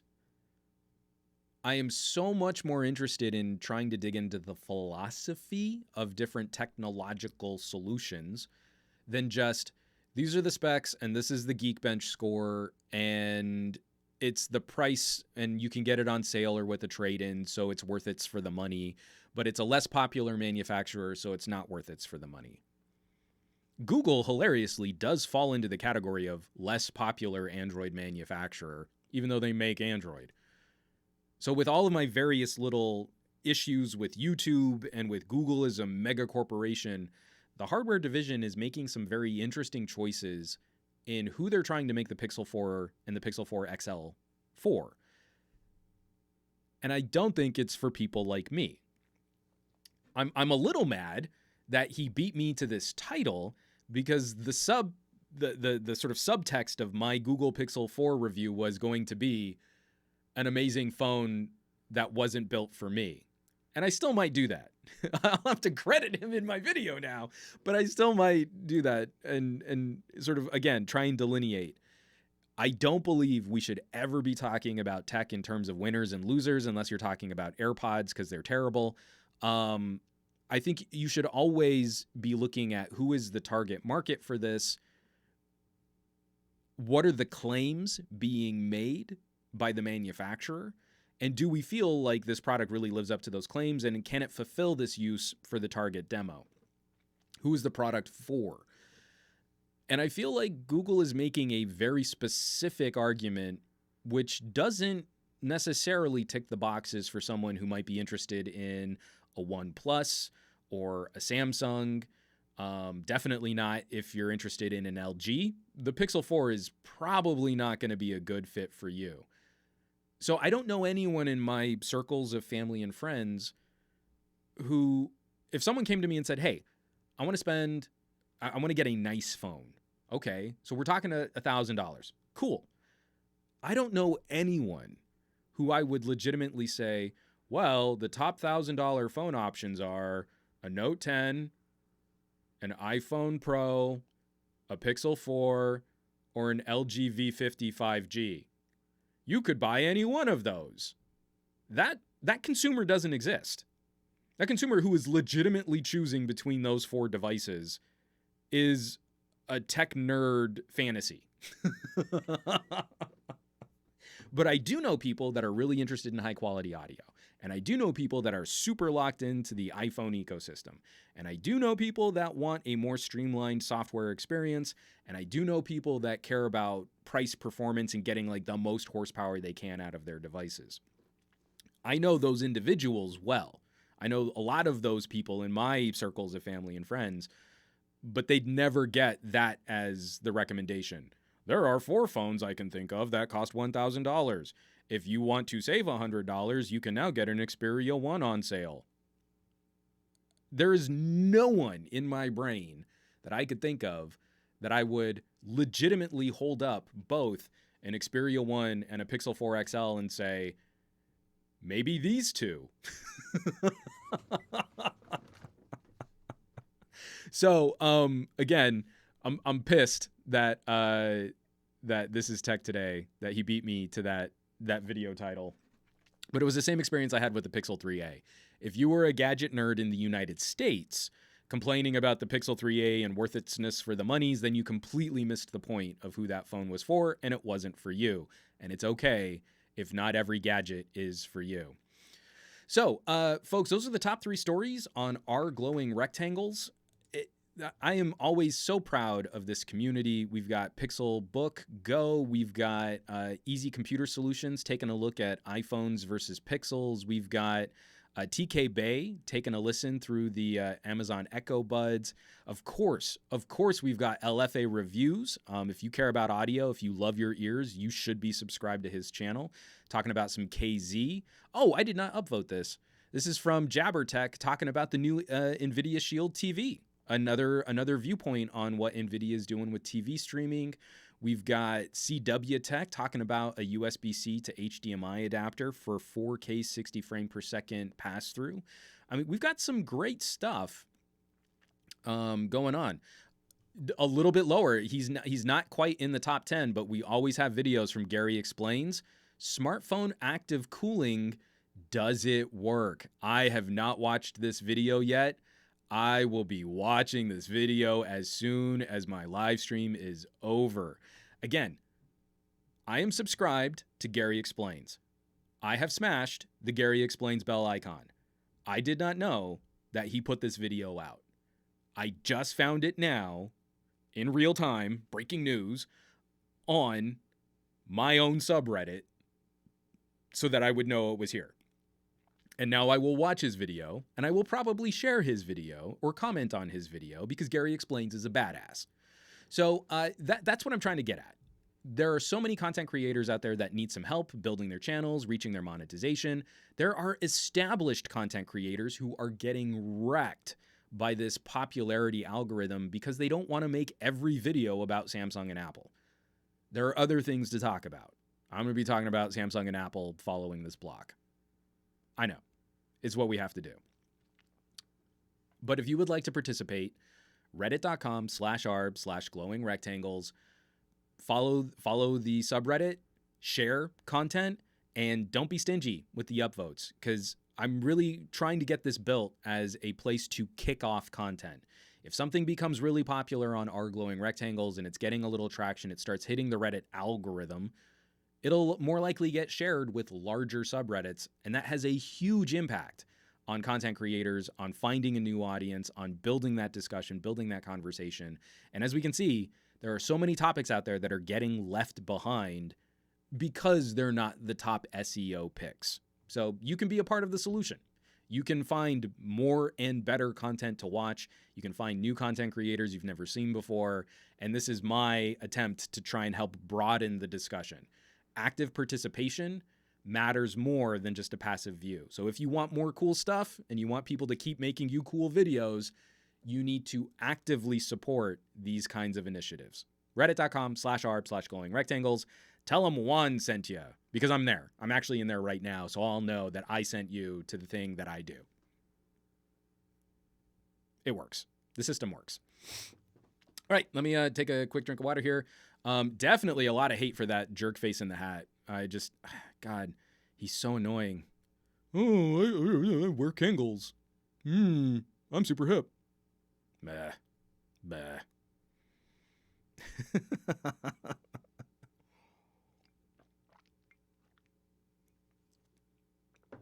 From Vasicos 8, I don't feel though that we have. I'm trying to read this comment. I don't feel though that we have given excuses to any phone just because the average consumer doesn't care. We should be fair every time. Oh, I think I see what you mean. fairness is relative. I don't believe I'm particularly fair. I really believe I have a somewhat unique need out of mobile gadgets. I try very hard to try and anticipate how other people might use their gadgets, but ultimately the tone of my commentary is going to hinge pretty significantly on whether or not the claims of a manufacturer ally themselves with some of my own personal needs. Now, that being said, basically every phone I've reviewed this year has gotten some kind of purchasing recommendation. It's just some phones are recommended more broadly than others, and I feel like there's a part of this conversation where some of us need to be a little lopsided in our coverage because the reality of an Apple or a Samsung is $10 billion a year marketing divisions. I don't want to play the Fox News game of completely unhinging my channel to be counter culture to what's popular. But I also feel like those devices don't get anywhere near the same level of discussion, even though it absolutely harms my channel metrics. Every time I do videos on Apple and Samsung, my channel metrics shoot up high, and YouTube seems to get really excited about sharing those videos. But then I go back and I talk about a Sony, and it's crickets. So now I'm enough of a contrarian, and I really don't care about YouTube. In YouTube as a social entity. I love YouTube as free video storage, as free servers. Sure, YouTube is great. But fairness is kind of a gamed concept. It's pretty clear. Like you can get a sense of what a reviewer is going to like or dislike very, very quickly. And often it does tend to line up with what are the most popular trending topics to discuss. And when something falls outside of that, then it becomes easier to deliver the tough criticisms or to talk about worth itness or to move the goalposts. This one phone didn't have this one feature. That's a deal breaker. And that's not necessarily always as intellectually honest as it could be. I would be happier if more reviewers were just upfront about what their own personal preferences were, because the true objective kinds of commentary, I just don't believe they really exist. I think reviews are too personal. Owning a phone or a gadget or a laptop is very personal. You have very specific needs and wants if you're a consumer, and I try not to spend your money for you. I'm not going to be the guy who says, oh, you shouldn't buy this. You should buy this. This is better instead. It's more worth it for the money. Because I think that's BS. What you're doing there is you're just confirming that people who already bought that made a wise purchasing decision. And you see that a lot in the popular tech review channels. You don't want to buy this phone. You should get a Galaxy because that's the good phone. Well, big surprise, there's a huge community of people out there who own Galaxy phones that are searching for videos. They're going to love to hear in a Motorola review that they made the right choice buying a Galaxy. There are fewer Motorola fans that you're going to piss off. So, that's one of the things I hope to combat. If we want to talk about a more diverse collection of gadgets and we don't want phones to be just a binary choice between iPhone or Galaxy, then we need to support content creators who talk about other things. The Sentinel 909, exactly this. The personal preference is why I love Flossie Carter. The dude is actually super objective because he always knows when he's subjective. Again, I mean, I think if you were to pin Flossie, he wouldn't even try and claim objectivity.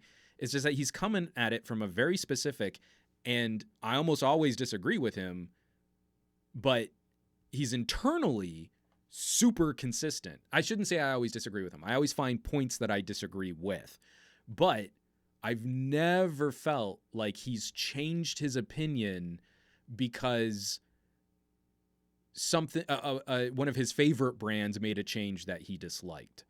And that is gold. Like, that's huge. When you can have that kind of internal consistency, you can have some faith in his commentary that when he's attacking a product, it's not because of some sort of learned algorithmic behavior. It's because, oh, he just legitimately has never liked that on a phone or on a gadget. That's the kind of stuff I get really excited to support. And that's why I value that diversity of different topics. Is Flossie will talk about anything he wants to talk about. And then I feel pretty fair. I feel pretty confident in recommending that he remains internally consistent on his own personal bias, which never really seems to coincide with just the label on the product. It's not like, oh, well, I like this because it's Apple. It's, I like this because I like it. Oh, and Apple does this. And when Apple stops doing it, I'm frustrated because I liked that. And that to me is beautiful honesty in play. There was another comment here. Sorry, the chat moved a little faster than I could keep up with. Soulless Geek, the idea that something is a deal breaker is completely subjective. Rate the phone from 1 to 10 on individual metrics and leave it at that. Let the watcher decide if that metric that hit 1 is a deal breaker for them.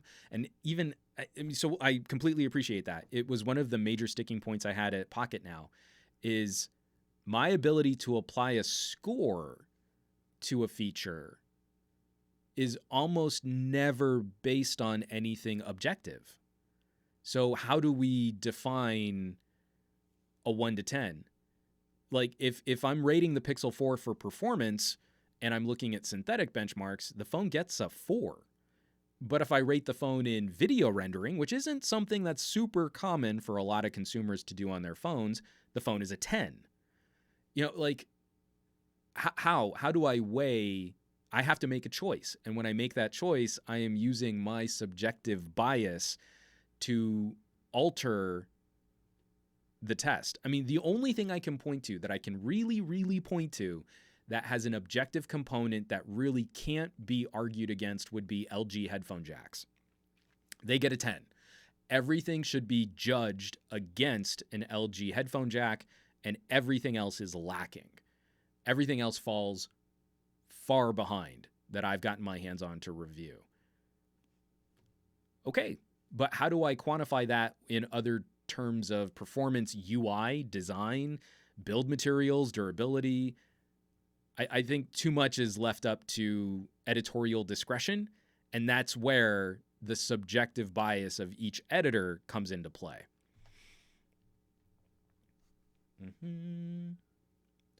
And the Sentinel 909 just talking about floppy. He never flip-flops, not particularly judges people that have different tastes. And again, I need to be a little careful about this because I can kind of attack some things really hard. Like, there is something about AirPods that makes me violently angry.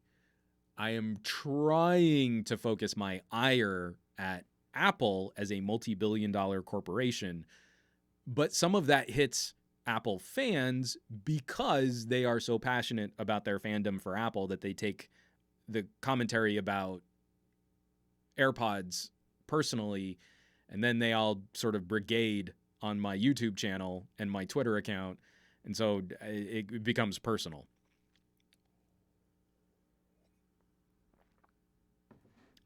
Okay. So real quick, we're into the hardware block. This podcast is going to go long. Sorry, folks. They always go long. Let me get this in right here. And good. Okay.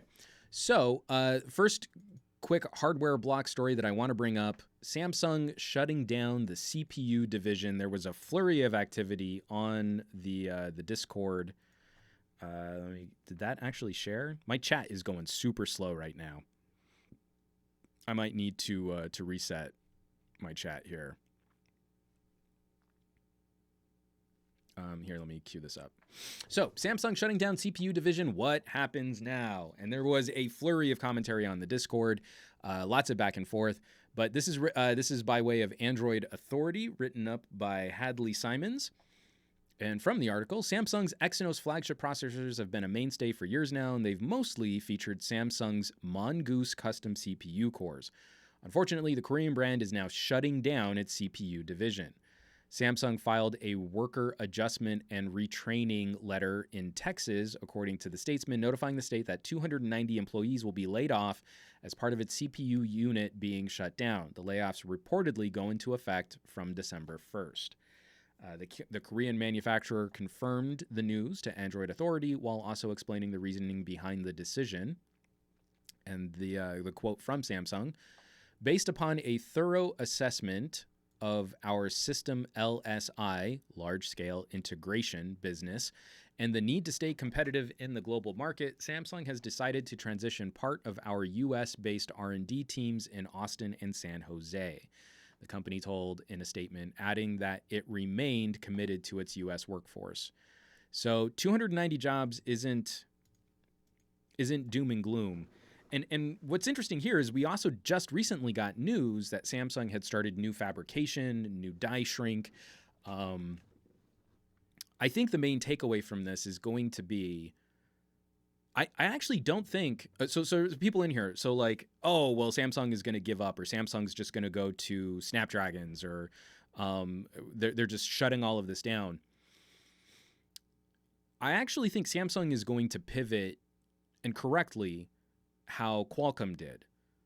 So Qualcomm used to do a lot more aggressive customization of ARM spec. All of these CPUs are built on ARM guidelines. They're ARM chipsets. But we used to see a much heavier hand in influencing the actual chip that came out of Qualcomm. They're still super tweaked. You know, a Snapdragon processor is not exact ARM spec. It's not just a clone. I think Qualcomm learned that lesson during the 808 and 810 days.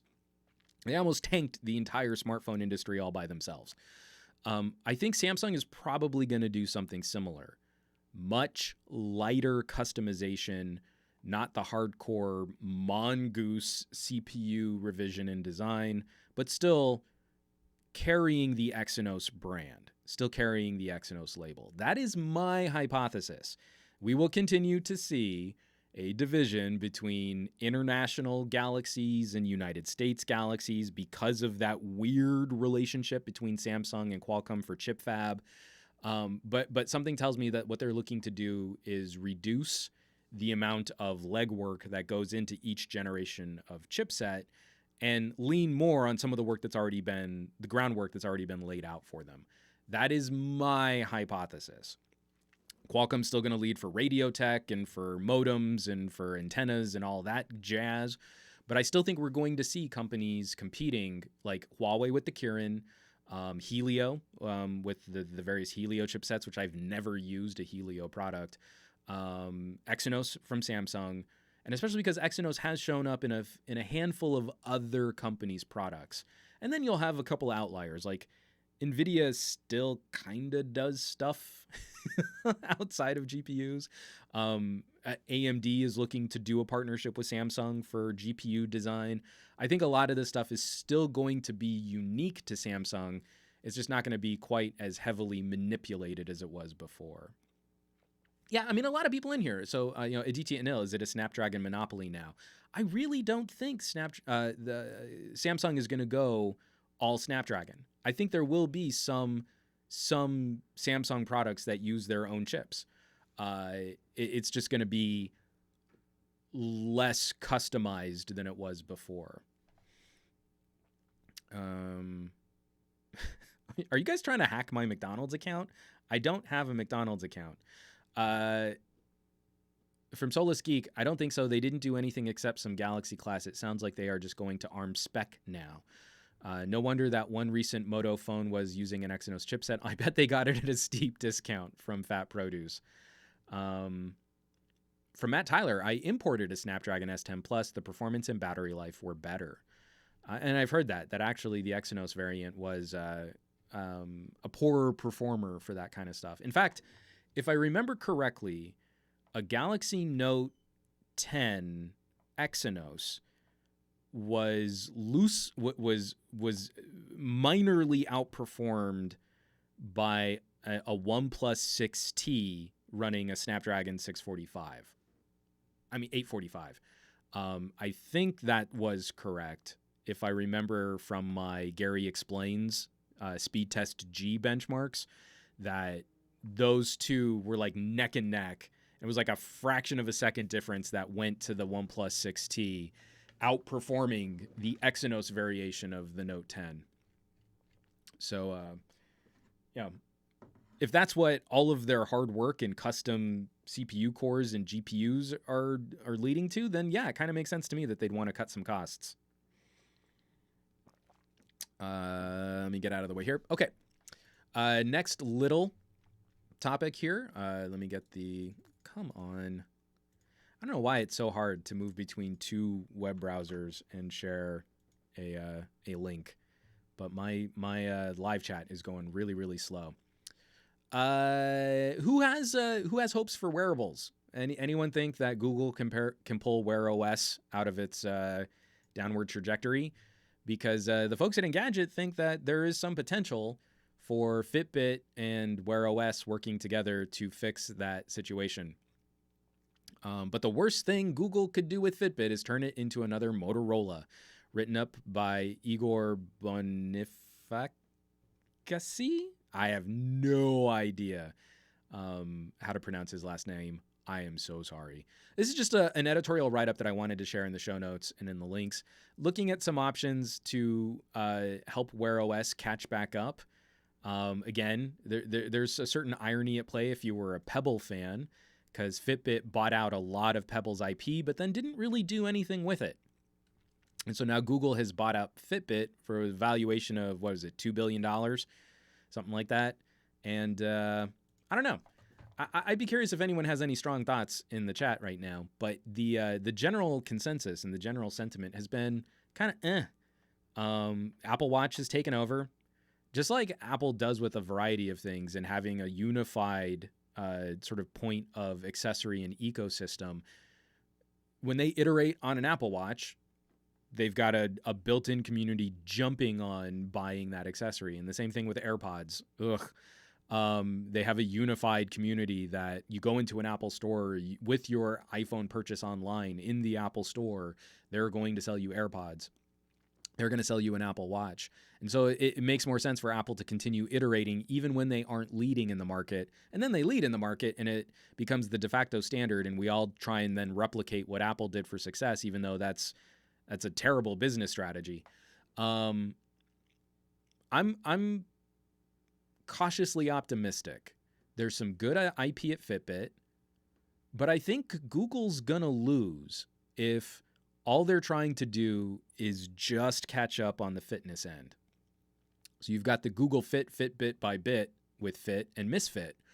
You've got all of that IP. You've got some of the talent from those companies all working together.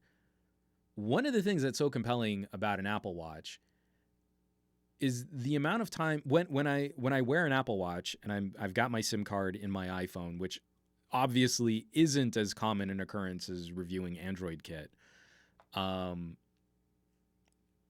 It is telling. It is surprising. There are so many little brief interactions on the Apple Watch which are streamlined and more efficient and easier to do than when I pull out my phone to engage with a more robust app. The example I love to bring up is my security system. So opening the app on my phone takes forever. It's got to communicate. I mean, the phone's, my security system's backup is over a cell phone connection. And then if I want to do something like enable or disable my security, it takes forever. And on an Apple Watch, I tap the little security bubble and then it pops open and I only have two options. I can't do anything advanced on the Apple Watch, but I can arm or disarm the security. It is so much faster than pulling out my phone and doing it from my phone. There are a number of little interactions like that where the promise of smartwatches, of wearable technology are realized.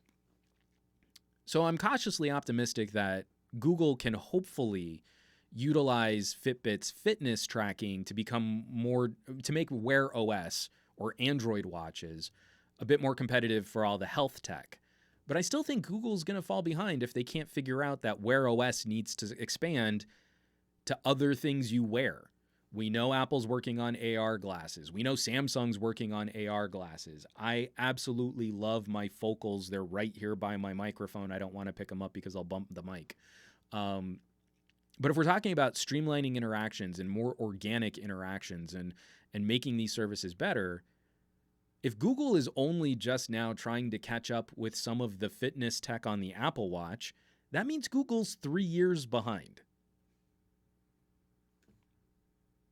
Wear OS can't compete if Google is always reacting to what is currently out and not developing for a future where we're not using things like smartwatches. The smartwatch is a temporary pit stop on the road of more organic incorporation of our technology. And as soon as you try something like focals, it is so nice. I mean, even the act of holding up my wrist and swiping, like I've got a notification here about someone's birthday party and I've got to swipe down. I'm going to swipe over and I'm going to move this out of the way. Oh, and I've got these other notifications and I've got to kind of scroll through this. And I'm fully occupying my visual and my tactile attention to this tiny little screen where occasionally there's a lag and I replicate a swipe because it didn't register it the first time, but it really did. It just hung for a second. I mean, like, it's so silly because the focals are expensive, but I don't go through any of that. The focals are smoother, faster, everything's up at eye level. I am still a part of the environment more organically, and the amount of time I take my phone out of my pocket is drastically curtailed whenever I'm wearing those smart glasses. They are remarkable, insane for a first-generation product, and that's what Google's competing against today. Wear OS is failing to make a good argument against a boutique solution in the focals today. And this is one of those things where if Google wants to wear that mantle of software company, they need to get better at the software. The Sentinel 909, Google is going to run Fitbit into the ground. Just watch. I fear it really will be another Motorola. So replying to Fat Produce, I can't see what it was that he commented it originally. That would be neat. Has any smart wearable used an e-ink display recently? So my favorite example of Wear OS is not Fossil. I actually don't like the new Fossils. They're hinging everything on that Wear 3100 chip. This guy right here. Love it. I love my little TicWatch. The TicWatch with the second screen, way better for battery life, has a standby mode that can last for weeks while still tracking your steps and your health. Your like, it's not communicating with your phone. It shuts off the wireless radios, but it tracks everything. And then when you turn the full watch back on, it syncs back up with your phone or over Wi-Fi and updates your account. Great health tracking. Obviously, it doesn't have an ECG like an Apple Watch does, but all-day heart rate monitoring and better battery life than any Fossil watch that I've gotten my hands on. The TicWatch is still my top pick. And you can get the LTE version with more RAM for less than the price of a Wi-Fi and Bluetooth-only Fossil watch. So the only thing that kind of gets in the way is whether or not the style of the TicWatch appeals to you, because that's another thing you need to take into consideration with wearables is the fashion argument. But in terms of the technology, the second screen on a TicWatch, great. Like, because this is all I really need as a watch. It just tells me the time, my steps, it's tracking my health stuff. And then you kind of flip it. And then the full, AMOLED display pops up and you can do all the smartwatchy things. It's the best combo I've found so far. Even Apple can't figure out an always-on display and not have it decimate battery life. TicWatch has done it. It's a good combo. From Fat Produce, I just wish that Skagen would make a version of their hybrid smartwatches that included a heart rate monitor. Oh, I love Skagen design. But yeah, absolutely with you there. And again, for the Fossil group, I wish they were playing with some of these other solutions a bit more.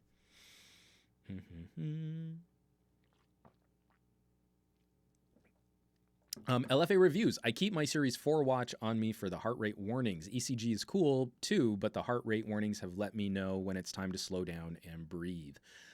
I love always, all day, always on heart rate tracking, especially like you drive in Southern California. I wish I could set up better alerts, but I can go through my graph of the day and go, oh, that's when I was driving. You can see my pulse spiked as soon as I got behind the wheel of the car. It's pretty crazy. The Nobodies, which glasses? I missed it. The Nobodies on Mixer. I use, let me just pull them out real quick. I know I'm going to drop something here and it's going to bump the mic. I've got a very haphazard collection of tech on my desk right now. But these are my focals. I did a review on them. The review only got like 3,000, 2,000 views. They're a little, if you're, into military jargon, they're a little BC, birth control-y, but they're not terrible frames. And then you can see when I move right there that there's a little reflection. That's a little projector that beams something into a lens insert, which then goes directly into my eye. So it's super discreet. No camera, but lots of voice actions and speech to text and some really streamlined interface decisions that make them smoother, faster, and more complete than a smartwatch. Even from my watch, like doing speech to text to reply to a text often is about as long as it would take for me to just pull my phone out of my pocket. Doing replies from the focals, so much faster. I mean, again, great stuff. And it's a shame that it's a company that people are, just wait, don't buy these. Apple will make AR glasses in 3 years that'll cost twice as much and do half the things that the focals can do. But that'll be better. That'll be better for that. So it's good.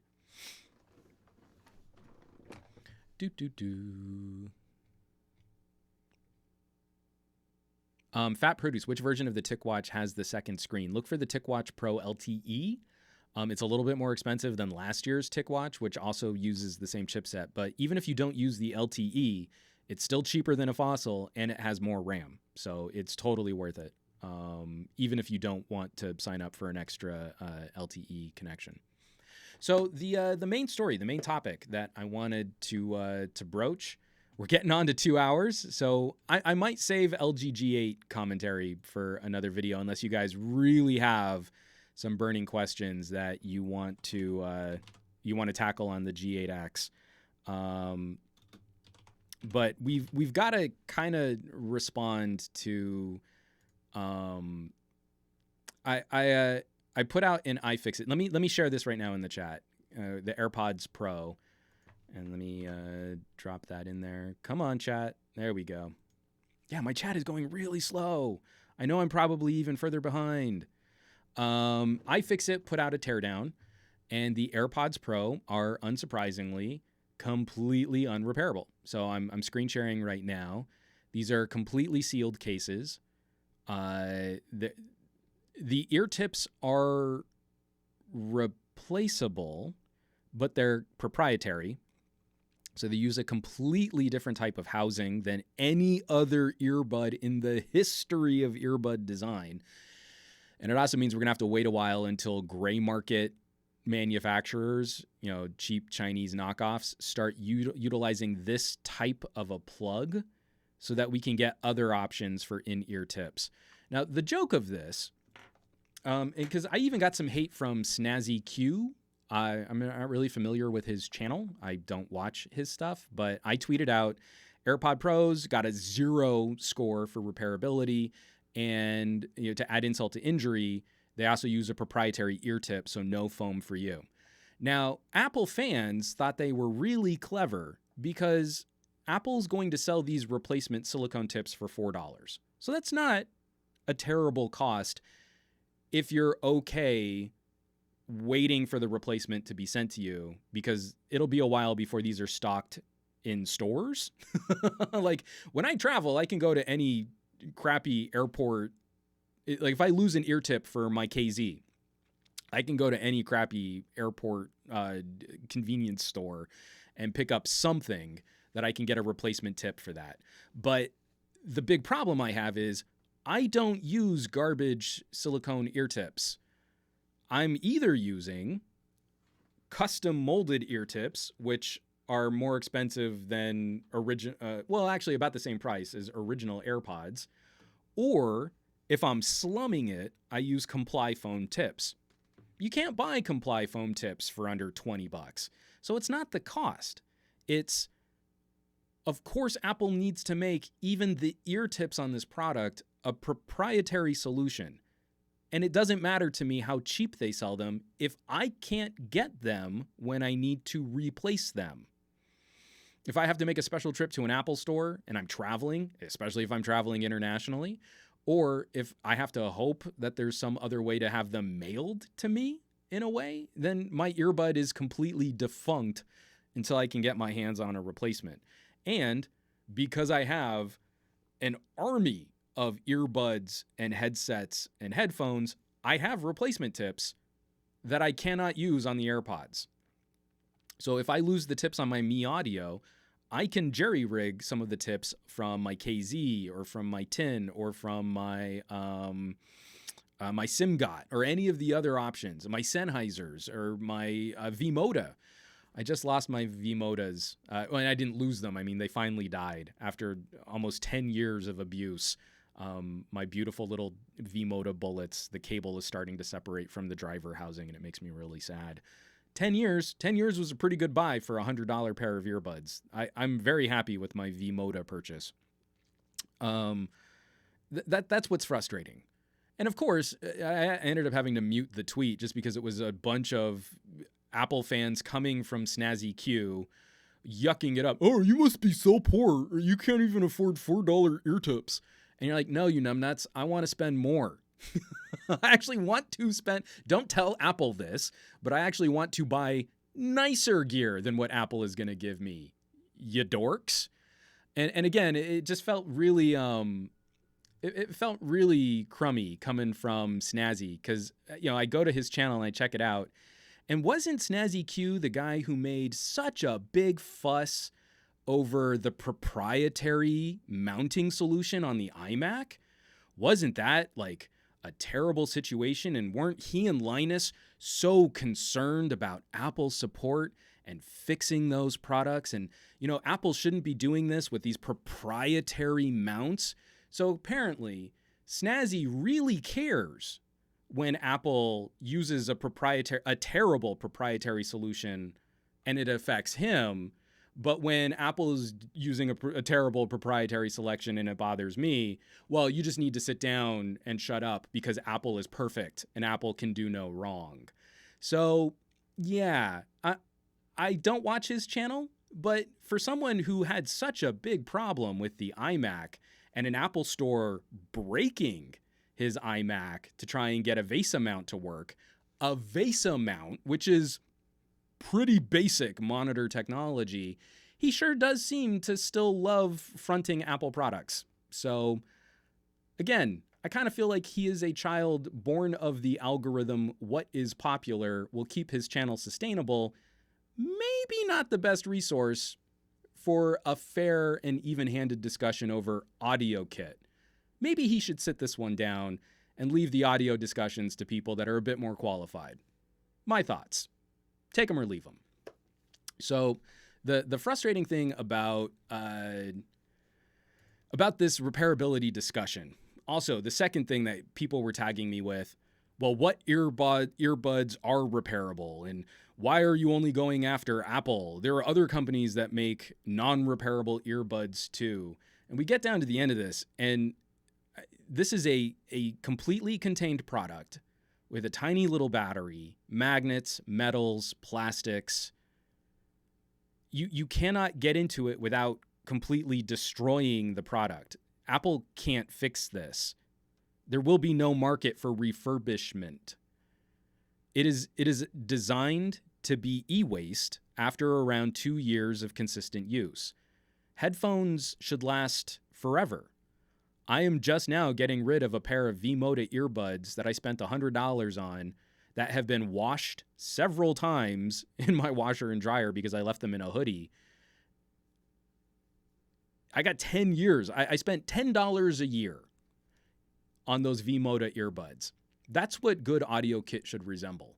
I have 15-year-old pairs of Sennheiser cans that I have taken on location shoots out in the desert and kicked around in gig bags that still sound phenomenal and are still coming back for more. I still rely on them for work as pro audio hardware. for location shoots. And again, I've roughly spent about $15 a year for those Sennheisers. The AirPods Pro are probably going to be $120 a year earbuds. And as soon as you're done with them, they will be waste. Apple will probably be able to grind out some material if you take them back to Apple to replace, but let's be honest, most of this is just going to end up in a landfill. So yes, lots of other companies have issues with repairability. If you're paying attention, Samsung earbuds seem like they can be repairable. iFixit has shown how you can crack open that casing and get to the battery. Creative publishes a white paper on the Outlier Air with guide for not only the battery in the charge case, but the battery in the earbud. There does seem to be a method, if you can source the battery, that seems to be the tricky part. But again, moving forward, there are a handful of companies that are looking at sustainability. They're just less popular, so you're not going to hear about them. And of course, Apple fans are going to ignore them and act like they don't exist because they want everyone to just follow what Apple's doing so that it's okay that Apple's doing it.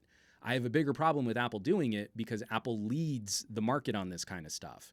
When Apple shows that you can be profitable by purposely building a planned obsolescence audio solution, every other manufacturer is going to follow suit. You're going to tell me another corporation, another manufacturer isn't going to look at the success of the AirPods and go, oh, well, I mean, if people are just going to throw them away anyway, we should make earbuds like that too. Let's get rid of the headphone jacks on our phone, said Samsung. So I feel it's important to kind of talk about the numbers and look at the scale. When we look at AirPods, and this is a shocking story that came out of CBS News. Let me get the link in the live chat for those of you who want to follow along. And send it. Come on, chat. Wow, it's going so slow. I might need to just, nuke this chat. Send the chat. There we go. Okay. People love AirPods so much, they spend more than $500 million a year replacing them. From CBS News, written up by Megan Cerullo. Apple will sell between $10 and $12 billion worth of AirPods in 2019, according to one Wall Street analyst's estimate.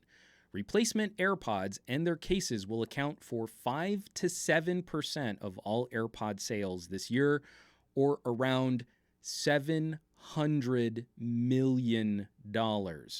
Lost AirPods are so common, they're turning up in New York City subway tracks, and more than 100 AirPods or charging cases were rescued over a 1-year period, according to the subway system. That's just in New York.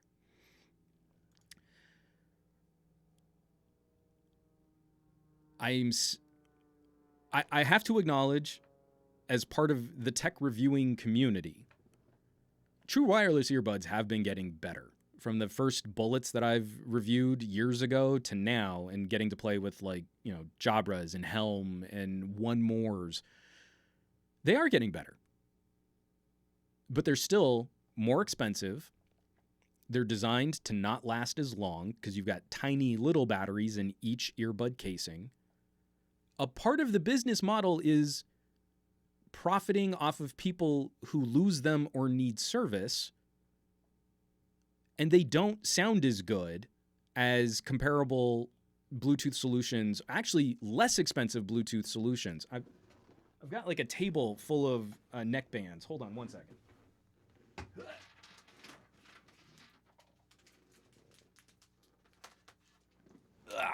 All right.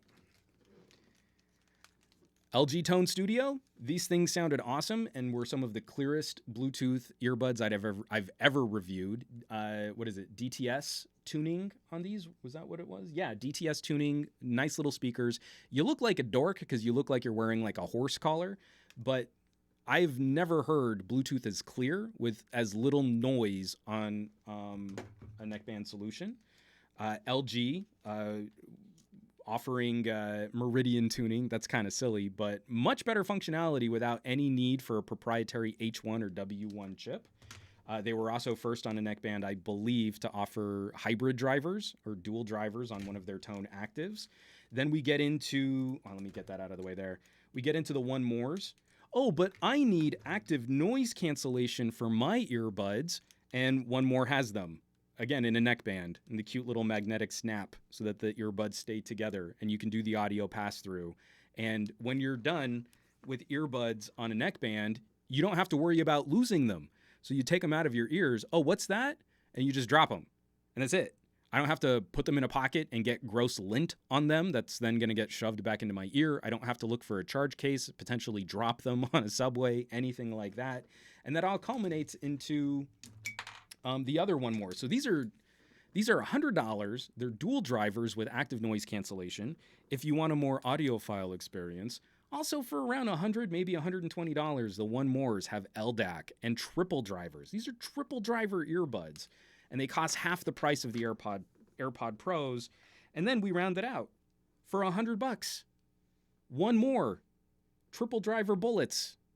Again, the exact same functionality. As soon as you turn them on, your phone will instantly light up with a pairing request, just like AirPods. In fact, probably a little bit faster. You answer calls through the magnetic clasps. That's what turns the earbuds on and off. And these are triple drivers. Dual Knowles, balanced arms, and a dynamic driver to help fill in the bass. I think they're a little bass lean. I think they tuned a little bright. But this is hardware which destroys AirPod Pros from what I've gotten to listen to in my very limited sampling in the middle of an Apple store. $100. $100. Twice the battery life of the AirPod Pros, much faster charging, nothing to keep track of, no casing, and as soon as you're done listening to them, you take it out of the ear and you just let it go. There is no functional argument for true wireless other than they're kind of sci-fi cool. You're paying more for less battery life, for less longevity, for lower sound quality. I just don't know how better to explain this. And the company leading the market on this stuff is Apple. They're ahead of the curve in trying to popularize some really bad ideas in the world of consumer audio. And so now they've got sort of rubbery ear tips that you can shove into your ears for slightly better isolation. And they're calling that Pro. That's a Pro product, according to Apple. Drives me crazy. Let me take these off. So, yeah. My experiences with Apple fanboys has been fairly toxic as it pertains to AirPods. If you're using original AirPods, please stop or set very aggressive volume limits because they're terrible for your ears. They're bad for the environment. If you own AirPods, try to make a note of when they die, getting them to a proper recycling center and not just throwing them away in the garbage where they'll end up in a landfill. And those little batteries and plastics and magnets will be a part of our ecosystem. It's pretty rough. For those of us who care about sound quality, who care about different types of features, and then also practicality, where some of these products are a lot more practical, but a little less techie cool. I don't want us to keep running towards this being the only solution that we get to have our hands on. I know we're only going to have a couple more phones, and especially a couple more premium phones, where I can plug in my amazing Bear Dynamics or my phenomenal Sennheisers directly into the phone and not have some stupid adapter or some mediocre solution or an external DAC or something else that I need to manage. I could do that on an Axon 7. Think about all the things we've lost on our phones since the Axon 7. If you care about gaming, audio lag sucks. You're always going to run into signal transmission issues with high quality Bluetooth audio streams. It's not cool. This is not cool. Sorry, I've got a lot of comments to scroll through. Abraham Artemis. Oh, AirPod Pros, time to get cranky.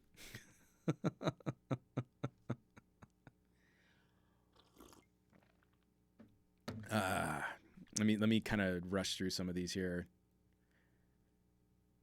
Aditya, no, whoa, Juan dropped the L word. Ooh, what L word was that? LFA reviews. I like Snazzy. I was very surprised at that Twitter exchange. Snazzy, if Snazzy's really this lit up about AirPod Pros, he should not be calling himself an audiophile. And for someone who had as many issues in what little channel viewing that I went through on his channel, like one of the first videos that came up was him complaining about his iMac. It might be worth him looking at his own past experiences with Apple before he's criticizing me, criticizing AirPods. From Fat Produce, this type of e-waste manufacturing should be 100% illegal. If you remember a couple weeks back on the podcast, actually might be a couple months back now, we did talk about legislation going up in the UK and in the EU about making planned obsolescence illegal. Now, that was more focused on appliances like refrigerators and washers and dryers, but if something like that were to be leveraged against products like AirPods, there's no reason why Apple couldn't design a stock for the battery that could be replaceable. They're doing it because they want you to spend more faster, not they don't want you to buy $250 AirPods that you can then $20 can replace the battery. No. They want you to buy a whole new AirPod. That's how they make more monies.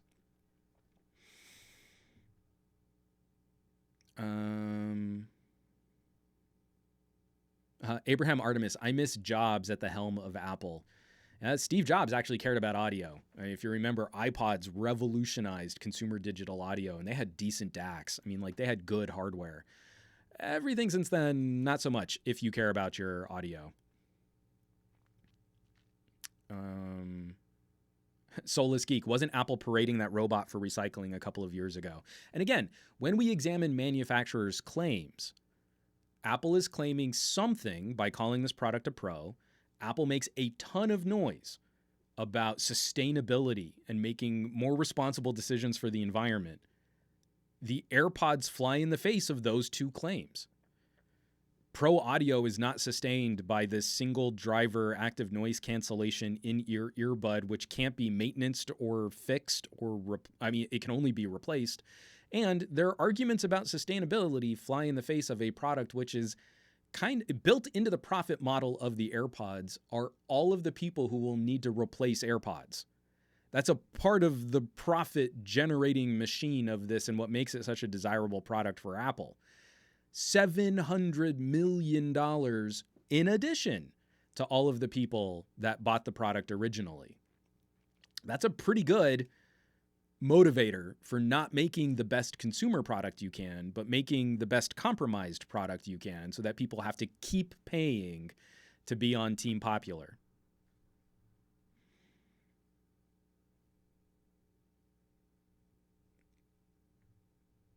I'm just trying to catch up on a few of these other. I'm way behind on the comments.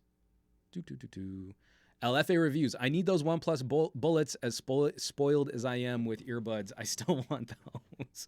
Talk to me after the stream. Maybe we can work out a trade. Like when you're done with your AirPod Pros, maybe we could do a challenge. I would love to hear your thoughts on the OnePlus bullets. I'll send you mine. You could ship over your AirPod Pros. We could spend a week and then kind of compare and contrast what our experiences were.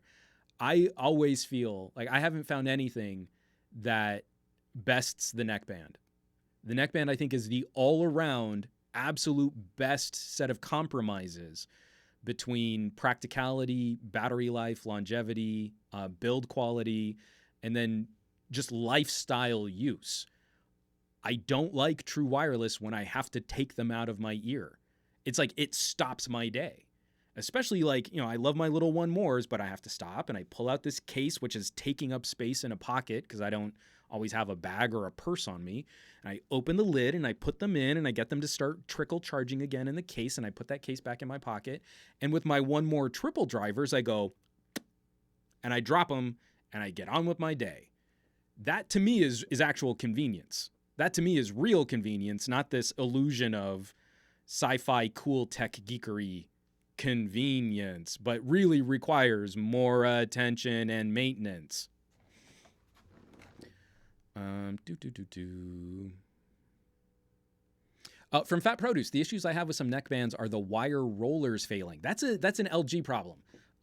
There is no retracting mechanism on One More, and there is no retracting mechanism on the wireless bullets. So they're actually more durable. I know exactly what you mean, though. I finally did have to crack open my LG Tone Studios because the left earbud would only retract halfway and it would get kinked. And my new LG Tones, the right one needs a twist. So the way that the cable tangles as it retracts, it gets stuck about half the time I try to retract it. So again, it's a more complicated product. So they're trying to make it tidier, but it's not necessary. The OnePlus bullets show, like, I'm fine having these things kind of just dangle. Like, they're good. It's cool. You don't need to make this more complicated than it needs to be. From DKRY on Mixer, you're paying for higher social status. And that's another thing I've just never gotten, is the AirPods were mocked ruthlessly when they came out, and now they're being fronted as this badge of, I spent more on a terrible product.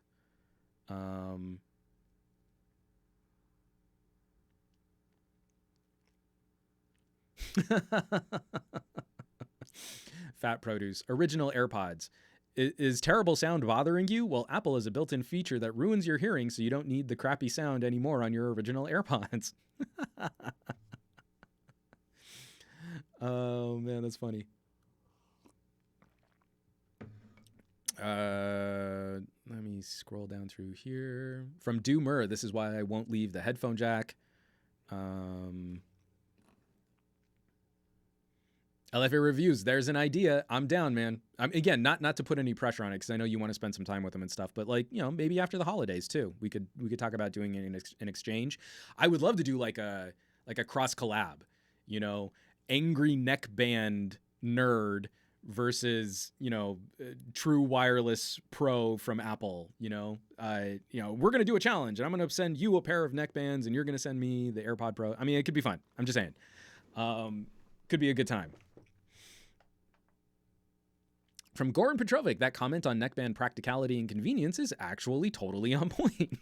I mean, I didn't just come to this conclusion because I hate Apple. I came to this conclusion because I want Apple to do better. Where do I have them? I have, this is my first generation. I just found them in an old box. This is my first gen Plantronics. And I just miss even having these as sport options. They still work. I mean, the last time I tried to charge them, they didn't charge, so I thought they were dead, but I left them overnight, and I finally got the little blue light that they were finished charging. And again, the same thing. The problem I had with these was the asymmetry of the microphone, because it's only a cable, but the asymmetry of the microphone would cause them to kind of tug to one side when I was jogging. But I loved them on exercise bikes. But these still work. I mean, like, I used these things tremendously over around a 3-year period. Like, these were my only headsets, my only Bluetooth audio solution. And I still get a charge on them. I doubt they'll last long, but I bet you they'll last a hell of a lot longer than AirPods. What are these? 6 years old now? Yeah, I think they're around 6 or 7 years old. Will AirPods last half as long as these 7 years from now? And again, neckband design. Neckbands win. Neckbands are the best. Fight me because you're wrong. LFA reviews. I sent LFA these earbuds and this happened. That's a thumbnail right there. I'll even come back to this video and I'll use that as the thumbnail. Ooh, Fat Produce. This is a good one too. LFA, you need to get on some bone conduction. Fat Produce says, I want to see what LFA says about bone conduction versus true wireless IEMs. So again, if the argument is convenience and functionality, leaving your ears open, there's a good argument for a bone conduction headset. If the argument is audio fidelity, you got to plug those ears up. That's the only game in town. Abraham Artemis, AirPod Pro's 4.5 hour on charge is ridiculous. Yeah, if you're going to spend that much and you want to be in the Apple ecosystem, the Beats are a much better buy. Those batteries will last longer as they wear out. They're not any more repairable, and they're just as expensive, but at least you'll get more use out of them before you need to flip them or replace them. I don't know. So I mean, like, we're a half hour over. I really don't think we should try and dig into G8X territory too much here. In fact, I don't even know if I have this booted up right now. I don't. I ran out of battery last night and I meant to plug it in. That is one of the concerns, is having that magnet for the charge port on my 8X. But why don't I try and set up a good check-in video? I'm not going to be ready for a full review on this phone coming into the end of this week. I just don't think I can get it. I don't think I can make that happen. But let me see if I can't either do another live stream or maybe a little mini check-in video, like experiences with this or dual screens with that. So if you have questions, if you have concerns, or you have comments, something that you would want to see in an LG G8X, drop me a message somewhere, social media, YouTube videos, somewhere you think I'll see it, and we'll see if we can put together a user question video. That could be kind of fun. Something a little different. We'll make that happen. Because what's also really cool is it has a headphone jack. So if I want to listen on really nice headphones that, just murderize anything Bluetooth, then I can. So it's still a worth it phone. I don't understand why anyone would buy a phone without a headphone jack. That's not worth it. It's not worth it for the money. You have to spend way more for lesser sound quality. Why does everybody hate their ears? It's the main reason why I pick on AirPods so much. We are at a 10-year trend of radically increasing hearing loss across the entire population. Now, 10 years is roughly that transition point from the rise of the iPod to the dominance of the smartphone. That's not causation, but that's a pretty good correlating data point for how we subject our ears to damage. And as more of the population has jumped on smartphones, music streaming has gotten better. Phones have been able to run for much, much longer during the day while streaming audio. It seems to me like those ideas link up at some point, that we're training younger generations. We're seeing the worst increase in hearing loss in younger people, and we're making this horrifically deaf generation because of the way that we're abusing our ears with mediocre audio products. So we should fix that. But we got to talk about it first if we want to get on a track where we can fix it. So yeah, I'm going to wrap this up. We're going to have some more commentary on the G8X. I am actually going to have a OnePlus video coming out here soon too, talking about the OnePlus 7T and kind of a longer term look at what it was like to use that phone. I have the camera reviews for the LG V50 and the OnePlus 7T are now up on patreon.com/SomeGadgetGuy. I didn't do the traditional deep dives because those cameras are very similar to cameras that have come out before them. So for both the V50 and the OnePlus 7T, they're more addendum videos, but a way to just kind of talk about what's changed over the last year, what's been refined, and what's been improved. So you can catch those videos on patreon.com/SomeGadgetGuy. And I'm also just now building the script for my Pixel 4 feature videos. So I'm going to do a video on the Pixel 4 for audio. I'm going to do a video for the Pixel 4 for camera performance. And I'm setting up the online gallery so that I can share photo and video samples on the Patreon as well. So a lot is coming up. I'm rushing to finish this stuff before Thanksgiving because I want to take a little time off to shove an obscene amount of food in my face. But I promise we will have some exciting stuff to talk about. And it won't just be me getting cranky about AirPods. Actually, I think unless LF and I really do want to do that exchange, if we don't, then I think I'm done. I don't even necessarily want to talk about AirPods on their own, but I would love to do that as part of like a comparison or a challenge. That could be fun. I have no interest in reviewing AirPods as a standalone product. Aditya Anil, we need "Do You Hate Your Ears" merch. And LFA reviews, #Hype Submarine. Yeah, you got to get on that Hype Submarine merch, dude. I'm gonna try and work a Hype El Camino, but we'll see what we can make happen. I still haven't finished my Mega Pickle T-shirt. Oh, F me. Oh, I'm so bad at this stuff. It's like I'm pretty good at talking about it. I'm not so good at promoting and merching it and doing all the other side stuff that we're supposed to do. So let's wrap this up. Folks, thanks so much for watching. I'm going to bounce off this live stream because we've gone a half hour over. This is a 2.5 hour podcast now. Hit me up. LG G8X commentary, audio tech commentary, other smartphones that you'd like to see talking about. I'm going to be wrapping up the year with an Xperia 5 and an ROG 2. So a couple more phones coming out after the Pixel 4 that I want to talk about, and I think that are going to be interesting to talk about, not something that's been talked to death because they're already super popular. And then also be on the lookout. There is going to be some cool stuff coming by way of Newegg that I can't talk about yet. So there are going to be a few more videos over at Newegg Studios that I'm working on right now. That should be really cool.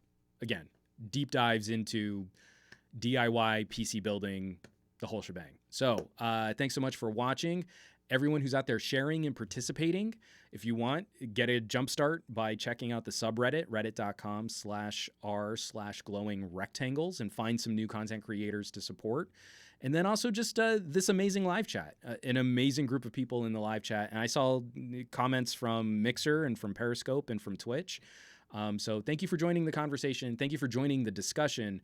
And thank you for kind of hanging with me, because I know I also like to lead heavy into tech and politics as we untangle some really heavy stuff. I feel it's important to talk about, so I'm always happy to find other people that share some of those concerns too. We might not always agree on what the solutions are, but at least we've been pretty consistent in agreeing that there are problems. So at least it gives me some hope for the future, that sanity. That we can at least agree there's a problem. Folks, you can catch me around the rest of the internet at SomeGadgetGuy on the Twitters here, and the Twitch, and the YouTubes, and the Facebooks, and the Instagrams. And I will catch you here next Monday morning on another episode of the terribly named SGGQA Podcast Monday Morning Tech Chat Show. I want you to have a fantastic week. I want you to do awesome with your technology. I want you to be awesome with your technology, and I'll catch you back here next Monday. Hopefully better rested after time change, because daylight savings time sucks. Even fallback. Kick in the butt. I mean, it's just a punch in the genitals. But I want you all to take care. Be well. I love you all. I'll catch you back next week.